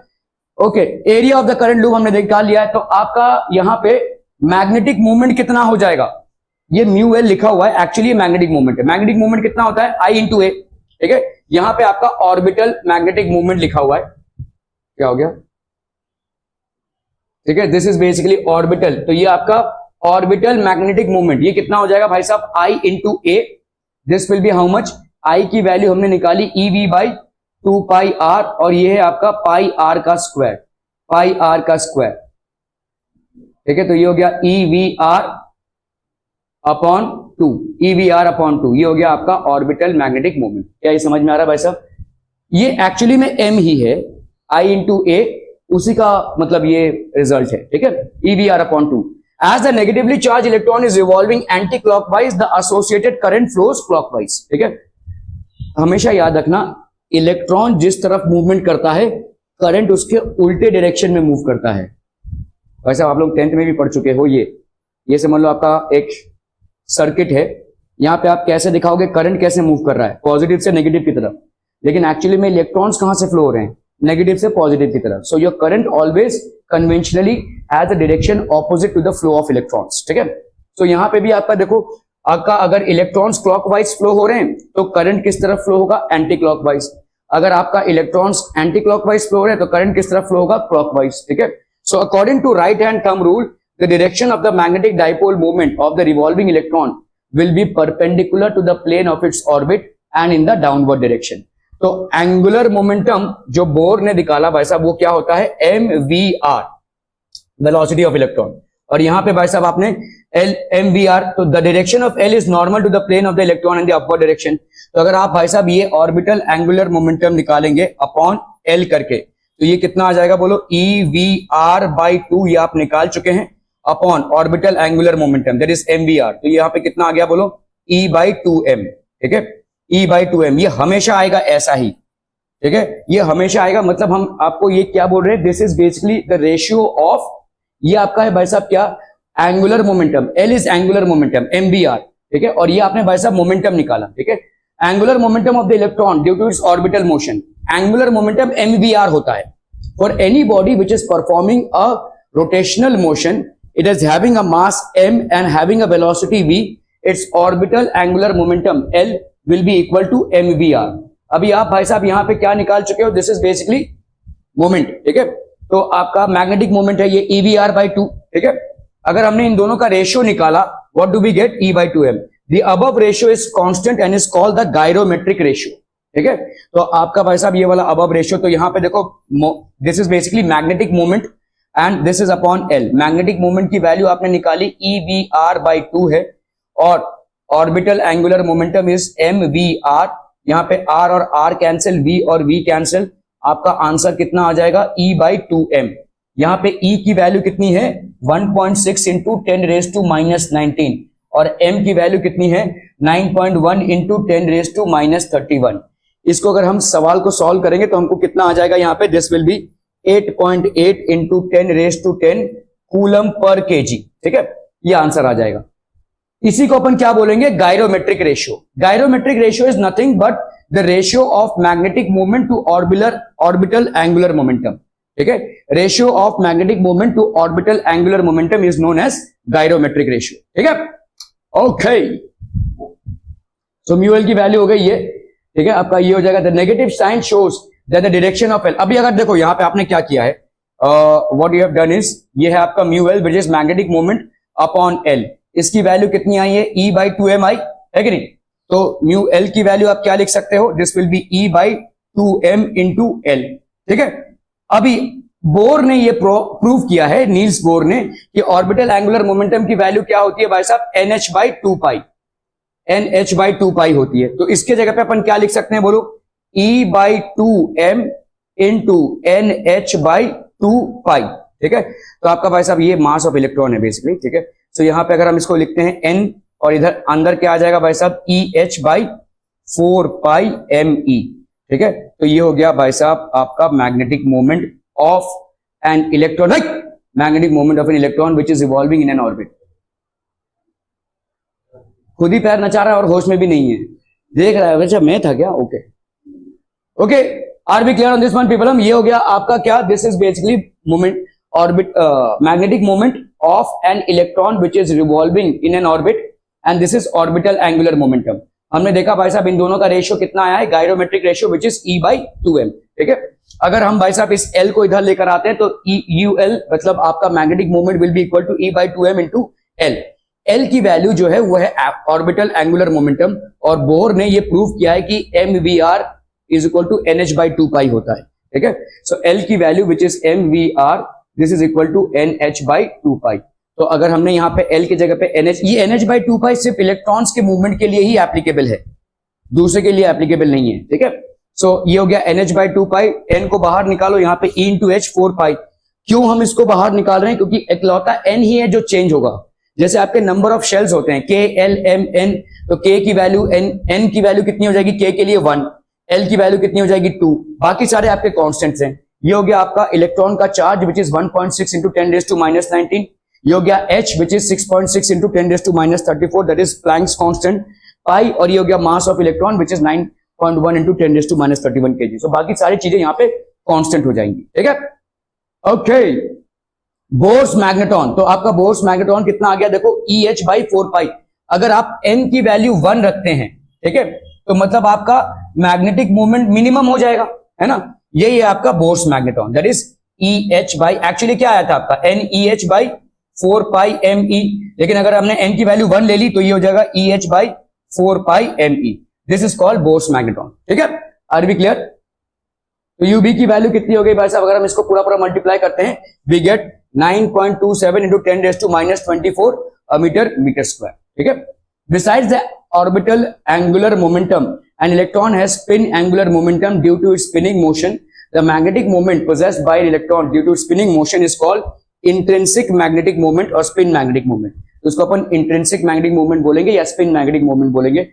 तो आपका देखो स्पिन की वजह से, देखो इलेक्ट्रॉन कैसा है, ऐसे घूम रहा है, ठीक है, लेकिन ऐसे ही नहीं घूम रहा है, ऐसे ऐसे करके घूम रहा है, समझ में आ रहा है। एक इलेक्ट्रॉन है वो एटम के आजू बाजू ऐसे घूम रहा है, तो इसके लिए तो आपका एक मैग्नेटिक मूवमेंट जनरेट हो रहा है, लेकिन वो ऐसे स्पिन करता हुआ घूम रहा है, तो दो तरफा मूवमेंट हो रहा है, एक तो रोटेशनल और एक कुछ उसका रेवोल्यूशनल। जैसे हमारा अर्थ भी है, देखो अर्थ का एक क्या हो गया, रेवोल्यूशन अराउंड द सन, और खुद का रोटेशन भी तो है, खुद के रोटेशन की वजह से उसको डे एंड नाइट मिल रहा है, और रेवोल्यूशन की वजह से हमको सीजन्स मिल रहे हैं, ठीक है। तो ऐसा ही वैसा इलेक्ट्रॉन भी है, ऐसे घूमते हुए जा रहा है, ये घूम तो रहा है लेकिन खुद भी खुद में घूम रहा है, तो क्या इसके लिए भी एक मैग्नेटिक मूवमेंट जनरेट होगा? यस डेफिनेटली, ठीक है। तो आपका भाई साहब इसको हम बोलते हैं स्पिन मैग्नेटिक मूवमेंट, ठीक है। Due to the electron spin there is a special magnetic movement which is generated and this is known as spin magnetic movement. Spin magnetic movement की वैल्यू क्या होती है, E by M into S, ठीक है। ये भाई साहब आपका स्पिन एंगुलर मोमेंटम है। भाई देखो आपने यहाँ पे क्या किया है, E बाई 2M किया था, ठीक है, यहाँ पे होगा भाई साहब E by M into S, ठीक है, E by M into S। Thus the total magnetic moment of the electron is how much? Orbital and spin, orbital और S को आप ऐड करेंगे तो यहाँ पे E by 2ME L plus 2S आ जाएगा। देखो सिंपल है, यहाँ पे आपका US का वैल्यू, स्पिन मैग्नेटिक मूवमेंट कितना आया है, minus E by ME into S, where S क्या है भाई साहब आपका स्पिन एंगुलर मोमेंटम है, ठीक है, और UL की वैल्यू कितनी आई थी, E by 2M into L, ठीक है, where L is the orbital angular momentum. इन दोनों को अगर हम ऐड करेंगे तो कितना आ जाएगा भाई साहब, यहाँ पे दोनों भी माइनस में है, ठीक है, तो आपका ये माइनस E बाई ME को अगर मैंने 2ME को निकाला, ठीक है, तो यहाँ पे कितना बचेगा बोलो, S। इसका भाई साहब देखो यहाँ पे ऐसे कर लेते हैं, पहले तो हम यहाँ पे इसको ऐड करते हैं, minus EMES plus minus EME2MEL, ठीक है। अगर भाई साहब मैंने E और यहाँ पे ME को निकाला तो यहाँ पे कितना आएगा बोलो, S प्लस L बाई 2 आएगा, ठीक है। अभी भाई साहब इसको ऐड कर लो, तो यहाँ पे माइनस E बाई ME, यहाँ पे कितना हो जाएगा बोलो 2, ये हो गया आपका 2S plus L, 2S plus L, ठीक है। इसको बाहर फेंको तो minus E by 2ME is equal to 2S plus L, 2S plus L या L प्लस 2S, ठीक है। क्लियर है भाई साहब, are we clear on this one? Okay okay, तो ये सारे चीजों हमने भाई साहब पढ़ी है। यहाँ पे टॉर्क की वैल्यू क्या होती है, mb sin थीटा, that is torque is equal to m into b, work done in turning a dipole of potential energy, और potential energy of a dipole ये कितना हो जाएगा, mb cos theta 2 minus cos theta 1। Generally हम theta 1 की value 90 ले लेते हैं, जिसके वजह से हमको क्या मिलता है, माइनस mb cos थीटा 2, ठीक है। Okay, if initially the dipole is perpendicular to the field, तो हमारा कितना आ जाएगा, माइनस mb cos थीटा, मतलब यहाँ पे थीटा 1 की वैल्यू 90 हो जाएगी, minus mb cos theta 2 minus cos theta 1। When m is parallel to b, theta की वैल्यू 0, u की वैल्यू कितनी हो गई, minus mb। Potential energy of the dipole is minimum, it is in a state of stable equilibrium, ठीक है। When m is perpendicular to b, तो u की value भाई साहब कितनी हो गई, 0। When m is anti parallel, तो ये हो गया प्लस mb, तो एंटी पैरेलल में मैक्सिमम होगा, ठीक है। It is in a state of unstable equilibrium, ठीक है भाई साहब, are we clear on this one? Magnetic movement of a current loop कितना है, NIA, orbital magnetic movement of an electron in the nth orbit EVR by 2, which can be written as E by 2M into L, that is NEH by 4 pi ME। Bourse magneton कितना हो जाएगा भाई साहब, EH by 4 pi ME, ठीक है। Okay, अभी हम इस पे करेंगे सवाल।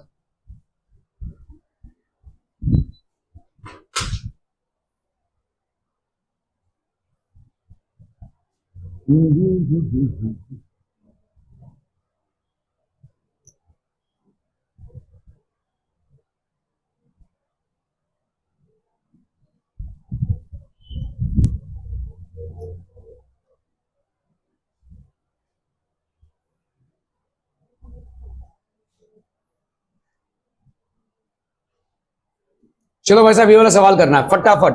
अ magnetize needle of magnetic moment is this much is placed at 30 degrees with the direction of uniform magnetic field of magnitude this much. What is the torque acting on the needle? फटाक से करना है, जल्दी जल्दी जल्दी, quick.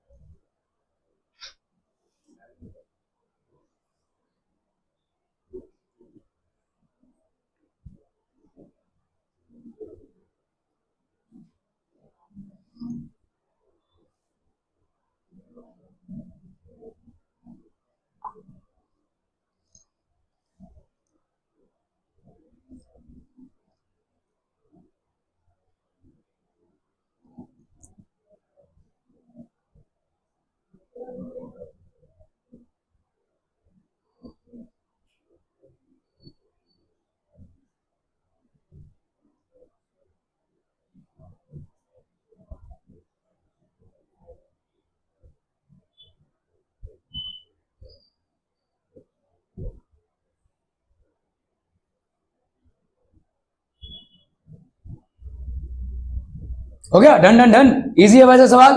ठीक है, देखो यहाँ पे क्या दिया हुआ, magnetic needle of magnetic moment. तो मैग्नेटिक मोमेंट भाई साहब यहाँ पे कितना है, m की वैल्यू कितनी है 4.8 इंटू 10⁻⁻² जूल्स पर टेस्ला, सारे यूनिट्स आपके एसआई में है। थीटा की वैल्यू कितनी है भाई साहब 30 degree with the direction of uniform magnetic field of magnitude. b की वैल्यू यहाँ पे कितनी है 3 into 10⁻² Tesla. What is the torque? तो टॉर्क भाई साहब होता क्या है m b साइन थीटा। ठीक है, एम बी साइन थीटा।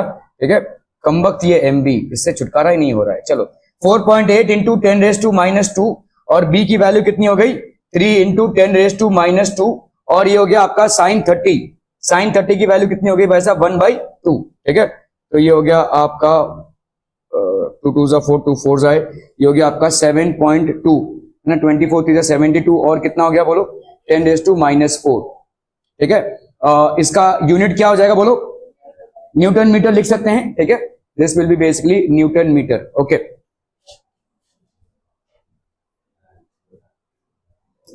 या जूल्स भी लिख सकते हैं। न्यूटन मीटर बेसिकली है क्या, जूल्स ही है। ठीक है, तो 7.2 इंटू 10⁻⁻4। क्लियर है, are B clear? Okay,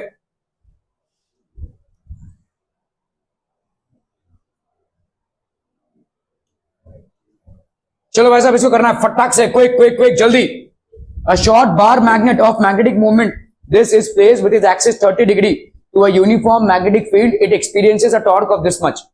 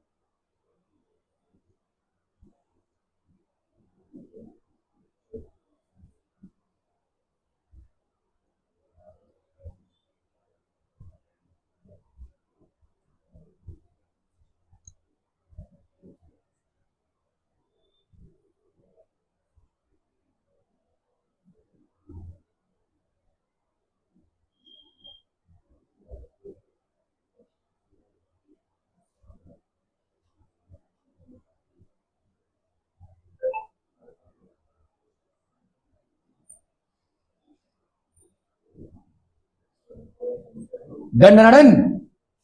a short bar magnet of magnetic moment, magnetic moment यहां पे दिया हुआ है कितना 0.9 जूल्स पर tesla is placed with an axis 30 degree to a uniform magnetic field, तो थीटा की वैल्यू कितनी है यहाँ पे 30 डिग्रीज, ठीक है। इट एक्सपीरियंसेस अ टॉर्क, यहाँ पे टॉर्क कितने का है भाई साहब 0.063 जूल्स, ठीक है। Calculate the magnitude of the magnetic field, magnetic field का मैग्नीट्यूड कितना हो जाएगा, मतलब आपको क्या कैलकुलेट करना है, बी की वैल्यू कैलकुलेट करनी है, ठीक है। ओके, तो पहला वाला आपको क्या कैलकुलेट करना है, बी, ठीक है, क्लियर है। टॉर्क की वैल्यू क्या होती है, टॉर्क की वैल्यू होती है एम बी साइन थीटा। आपको यहाँ पे सिर्फ देखो, आपको वेक्टर नहीं लिखना है क्योंकि आपको यहाँ पे सिर्फ मैग्नीट्यूड कैलकुलेट करना है, ठीक है।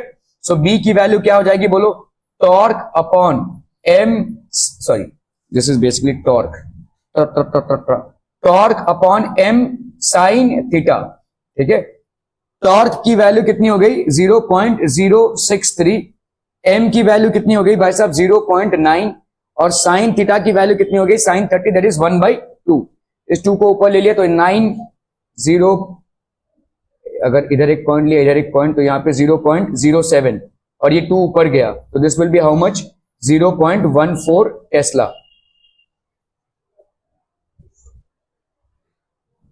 इलाज की जरूरत है भाई साहब, दिमागी इलाज की, ठीक है।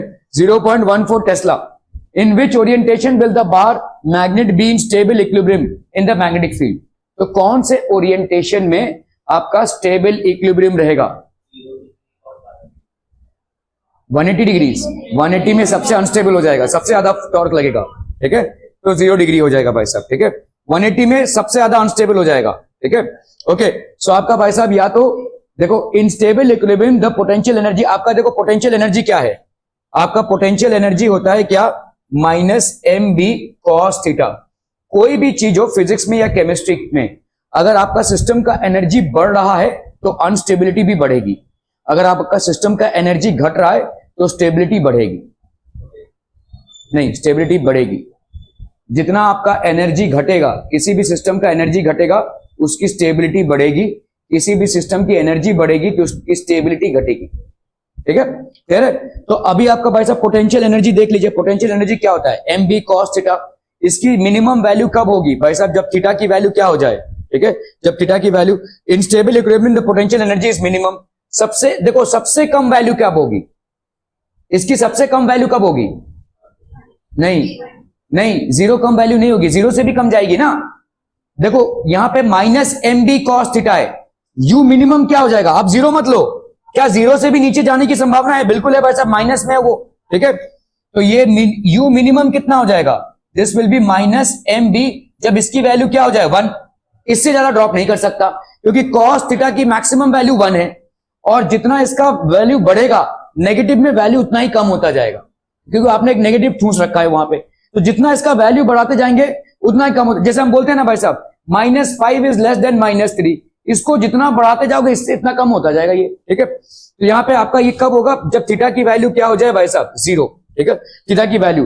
Hence the bar magnet will be in stable equilibrium when its magnetic moment is parallel to the magnetic field, जब मैग्नेटिक मोमेंट पैरेलल हो जाए मैग्नेटिक फील्ड का, मतलब south to north direction is parallel to the magnetic field which is from north to south.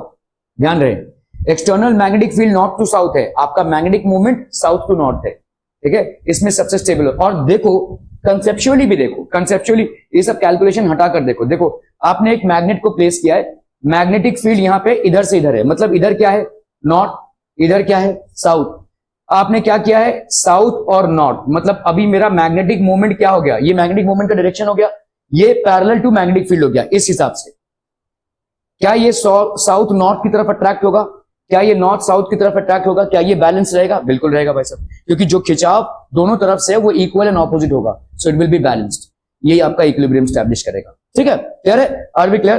Conceptually भी देखो तो यही होगा, ठीक है।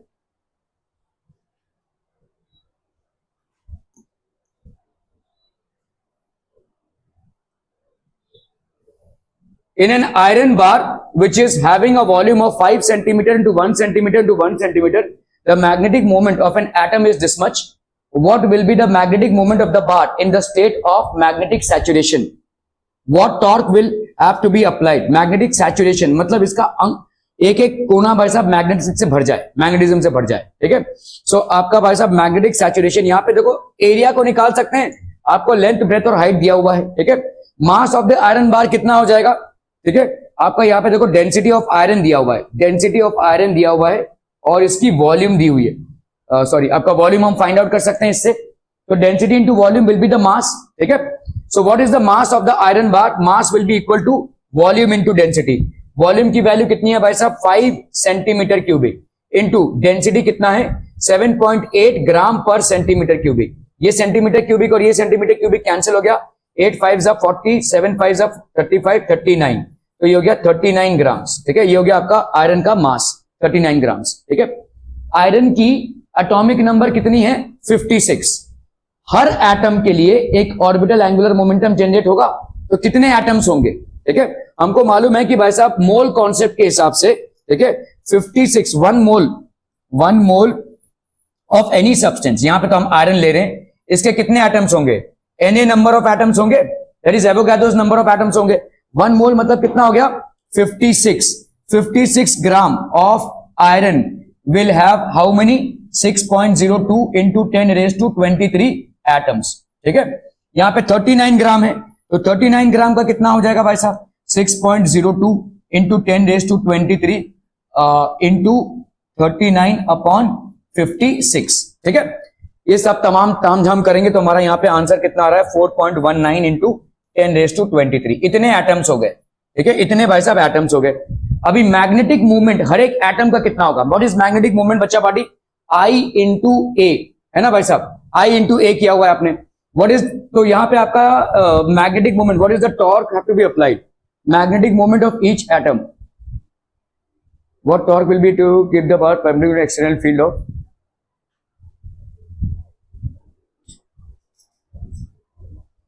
ये कहां से आया भाई साहब 1.8 इंटू 10⁻23, कहां पे, अच्छा हाँ दिया हुआ है, सॉरी ओके, ये दिया हुआ है। तो मैग्नेटिक मोमेंट आपका कितना है 1.8 इंटू 10⁻23, एक एटम का।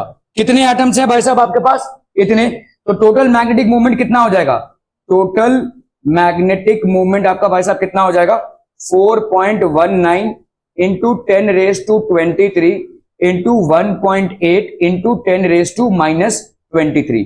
कैंसलम इन दोनों को अगर हम मल्टीप्लाई करेंगे तो कितना आ रहा है भाई साहब 7.54, और ये हो जाएगा मीटर स्क्वायर में। मैग्नेटिक मूवमेंट का जो आपका भाई साहब यूनिट है, आई के लिए मीटर, ए के लिए मीटर स्क्वायर, ठीक है, क्लियर है। ये हो गया आपका मैग्नेटिक मूवमेंट। अभी आपसे पूछा है what torque will have to be applied to keep the bar perpendicular to an external field of 15,000 gauss. अभी 15,000 गॉस भाई साहब क्या होता है, एक गॉस की वैल्यू होती है, ये थोड़ा सा कंफ्यूज, गॉस का लॉ हमने किया नहीं है, तो आपका भाई साहब बी यहां पे कितना है, दिस इज बेसिकली 15,000 गॉस, तो 15,000 गॉस है, मतलब आप देखोगे ना भाई साहब टेस्ला में कन्वर्ट करेंगे अगर हम, 1 gauss is equal to 10⁻⁻4 tesla, इसको लिख लीजिए भाई साहब कहीं पे, 1 gauss is equal to 10⁻⁻4 tesla होता है, एक गॉस की वैल्यू 10⁻⁻4 टेस्ला होती है।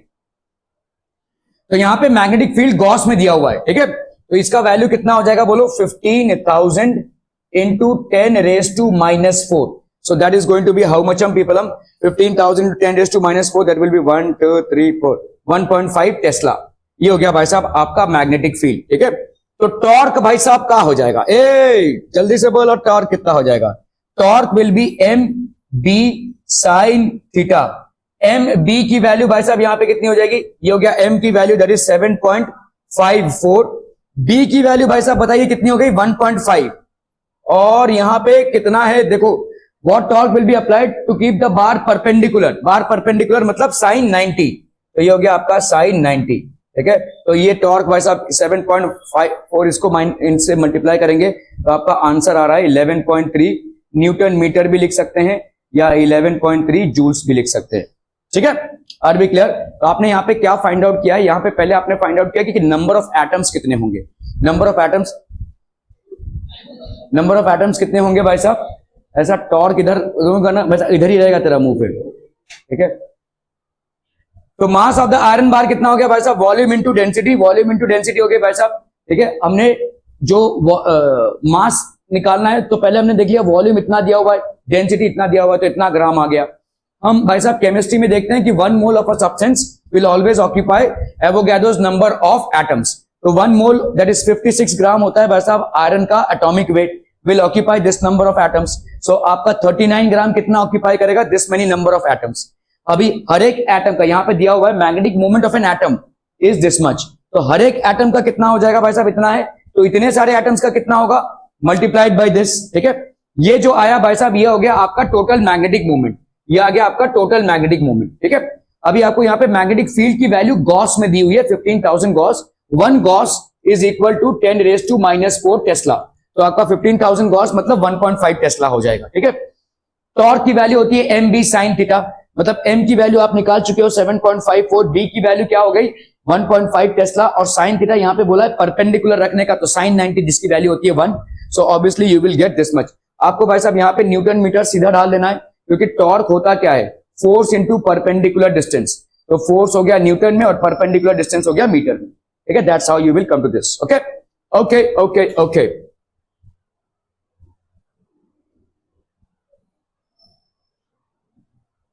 चलिए भाई साहब इसको करना है फटाक से, क्विक क्विक क्विक।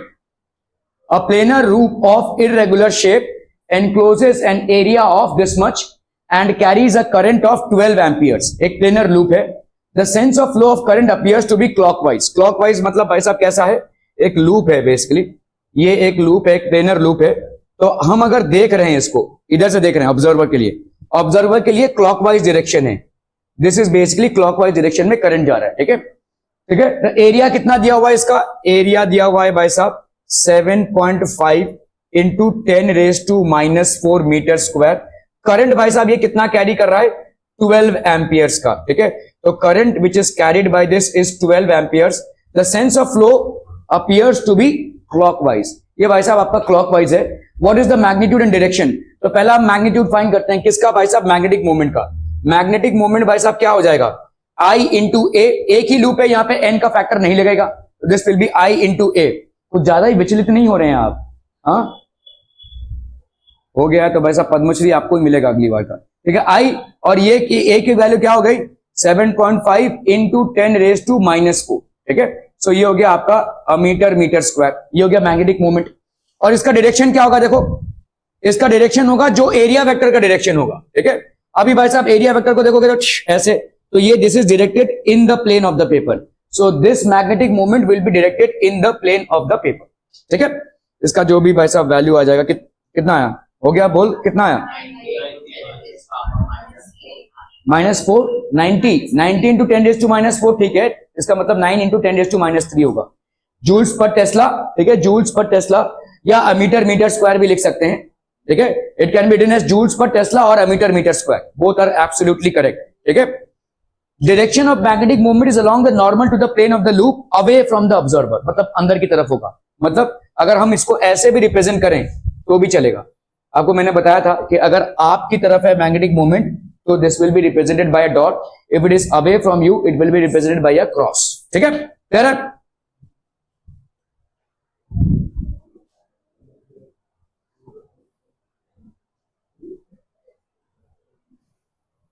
चलिए भाई साहब इसको करना है फटाक से, क्विक क्विक, जल्दी जल्दी।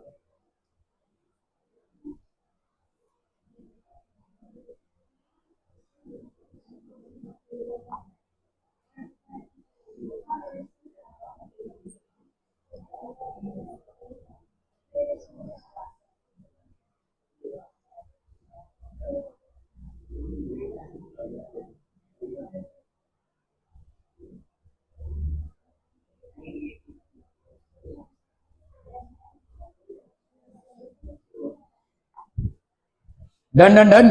अ करंट ऑफ 5 एम्पियर्स, तो बेसिकली आपका करंट यहां पे कितना है 5 एम्पियर्स का, is flowing through a 10 turn circular coil. तो यहां पे n की वैल्यू दी है कितनी 10। रेडियस यहां पे कितना है भाई साहब, radius is 7 centimetre, this is 7 centimetre. आपको यहां पे a को फाइंड करना है, एरिया, ठीक है। तो a कितना हो जाएगा बोलो, this will B pi r का square, that is how much 22/7 into 7 into 7। So this gets cancelled. This will be 154 centimeter का square.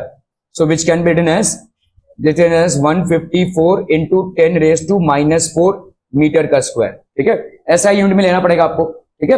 Okay, the coil lies in the XY plane. तो भाई साहब ये कॉइल है जो XY प्लेन पे लाई कर रहा है, XY प्लेन पे। तो ये हो गया आपका X और ये हो गया Y plane. What is the magnitude and direction of the magnetic dipole moment associated with it? Magnetic dipole moment क्या हो जाएगा, मैग्नेटिक डाइपोल मोमेंट आपका कितना होता है m इंटू बी, है ना भाई साहब। मैग्नेटिक डाइपोल मोमेंट ये होता है m इंटू बी, ठीक है। ओके, तो आपका भाई साहब यहाँ पे आपको पहले फाइंड आउट करना पड़ेगा कि इसका मैग्नेटिक फील्ड कितना होगा और मैग्नेटिक मोमेंट कितना होगा। m ही फाइंड करना है ना, मैग्नेटिक डाइपोल मोमेंट। तो आपका हो गया भाई साहब m की वैल्यू भाई साहब कितनी हो गई, तो m की वैल्यू यहाँ पे सर्कुलर लूप है तो n I और a हो जाएगा, ठीक है। n की वैल्यू यहाँ पे कितनी है 10, I की वैल्यू कितनी है भाई साहब 5 और a की वैल्यू आ गई 154 इंटू 10 रेज टू -4 मीटर का स्क्वायर। इसका आया भाई साहब कितना है आंसर 0.77 मीटर स्क्वायर, ठीक है।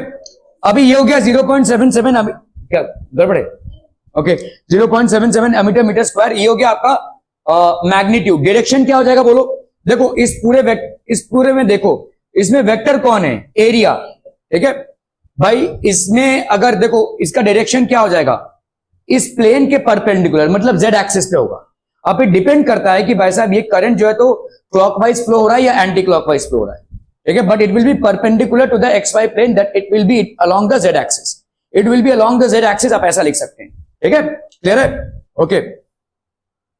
तो यहां पे हम भाई साहब कम से कम इतना तो लिख सकते हैं कि it will be along the Z axis, ठीक है।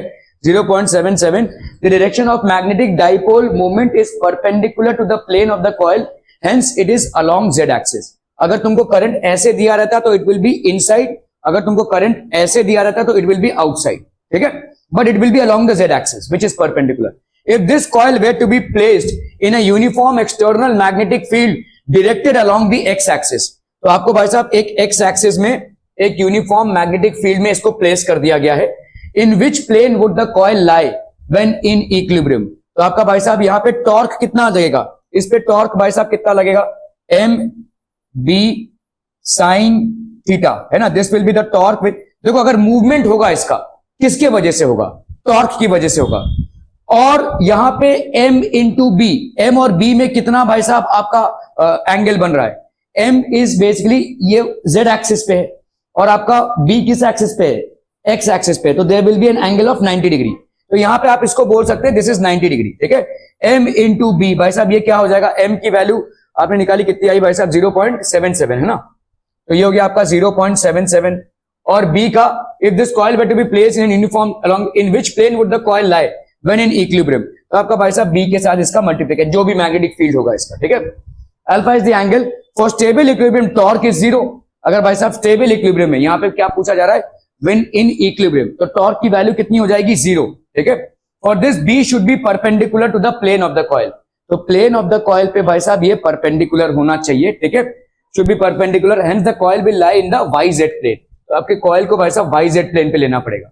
अगर आपको देखो इसी कॉइल को अपन घुमाकर अगर ऐसे ले लेते हैं तो अभी मैग्नेटिक मूवमेंट किस तरफ है, इस तरफ या इस तरफ जैसा भी रहेगा, और आपका मैग्नेटिक फील्ड किस तरफ है, इस तरफ है XY प्लेन पे, ठीक है। तो यहां पे आपका पैरेलल हो जाएगा, मैग्नेटिक मूवमेंट और मैग्नेटिक फील्ड पैरेलल हो गया। ऐसे रखोगे तो नहीं पैरेलल होगा, ठीक है। यहां पे 90 डिग्री का एंगल बन रहा है, so there will be a resultant torque, ठीक है, because of this. But if you keep this in the YZ plane, ठीक है, आपने इसको YZ प्लेन पे रख दिया, ये Y हो गया, ये Z हो गया, इस पे कॉइल को रख दिया, magnetic field along the X plane है। तो अब भाई साहब बताओ मैग्नेटिक फील्ड इस तरफ और मैग्नेटिक मूवमेंट या तो इस तरफ या तो इस तरफ होगा, depending on where the current is flowing. But आपका मैग्नेटिक फील्ड भी X एक्सिस में है और आपका जो मैग्नेटिक मोमेंट है वो भी आपका एक्स एक्सिस में आ गया, तो ये दोनों क्या हो जाएंगे, पैरेलल हो जाएंगे। मतलब यहाँ पे साइन की वैल्यू क्या हो जाएगी, जीरो, मतलब आपका टॉर्क का वैल्यू जीरो हो जाएगा। ठीक है, for this to be in equilibrium it has to experience a zero torque, and for zero torque the condition is that between the magnetic moment and the magnetic field the angle should be zero, क्योंकि जैसे ही sine zero आएगा sine zero की value zero हो जाएगी। ठीक है, तो अभी आपको मालूम ही है कि भाई साहब इसको अपन ने एक्स वाई प्लेन में रखा है और magnetic field along x axis है, तो एक ही कंडीशन में मैग्नेटिक मूवमेंट आपका एक्स एक्सिस पे हो सकता है अगर अपन ने इस लूप को वाई जेड प्लेन पे रख दिया। अगर इस लूप को हमने वाई जेड प्लेन पे रखा तो इसका भाई साहब magnetic movement along x axis होगा और मैग्नेटिक फील्ड भी अलोंग एक्स एक्सिस है, तो इसकी वजह से इसका भाई साहब टॉर्क जो इस पे लग रहा है वो जीरो हो जाएगा। क्लियर है भाई साहब, are we clear on this one? बहुत बढ़िया भाई साहब, बहुत ही बढ़िया।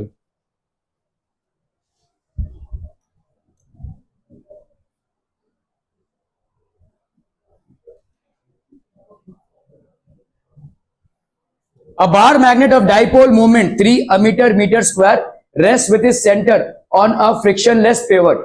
The force F is applied at right angles to the axis of the magnet 10 centimeter from the pivot.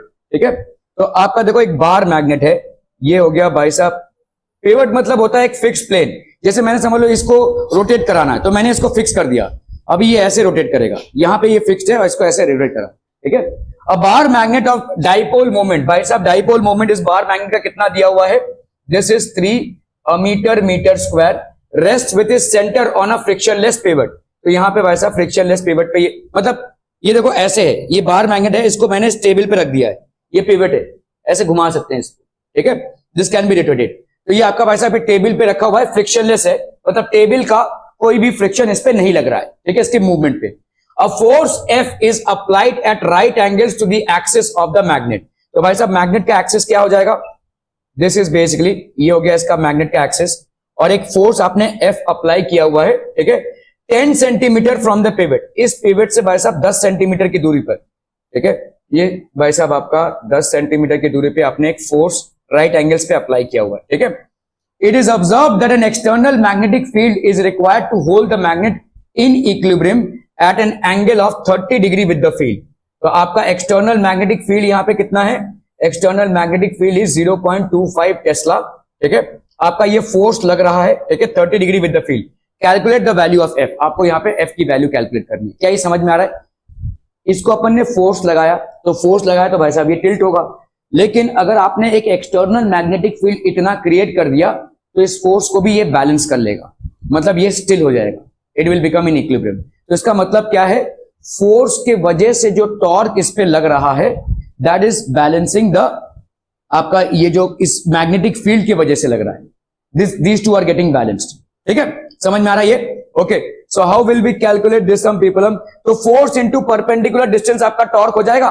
What will be the force, आपका टॉर्क यहां पे क्या हो जाएगा, force into the perpendicular distance. ये परपेंडिकुलर डिस्टेंस आपको दिया हुआ है भाई साहब, यहां से कितना है 10 सेंटीमीटर दिया हुआ है। ठीक है, और इसकी वैल्यू, तो इसकी वैल्यू भाई साहब फोर्स इनटू परपेंडिकुलर डिस्टेंस, आर हमको मालूम है कितना है 10 सेंटीमीटर ना, कितना दिया था भाई साहब ये 10 सेंटीमीटर, तो 10 इंटू 10⁻⁻², और ये टॉर्क के बराबर हो जाएगा।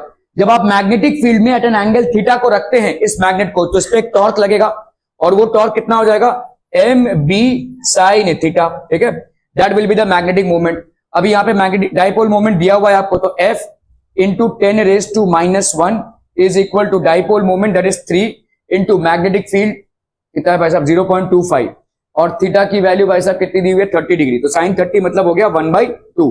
ठीक है, तो F की वैल्यू कितनी हो जाएगी 3 इंटू 0.25 अपॉन 2 इंटू 10⁻⁻1, तो ये हो गया 3 इंटू 0.25 इंटू ये हो गया 10 अपॉन 2, तो ये होगा 2 5 जा 10, तो यहाँ पे हो गया 3 5 जा 15, 25 इंटू 15, 5 5 जा 25, 5 2 जा 10, 11 12, ये हो गया 25, तो ये हो गया आपका 5 7 375, तो ये हो गया आपका कितना भाई साहब 3.75 न्यूटन। ठीक है, फोर्स की वैल्यू हो जाएगी। क्लियर है, are we clear on this one? बहुत बढ़िया भाई साहब, होमवर्क दिए रहे थे हम, होमवर्क किया, हाँ बहुत बढ़िया, वेरी गुड, बहुत बढ़िया भाई साहब।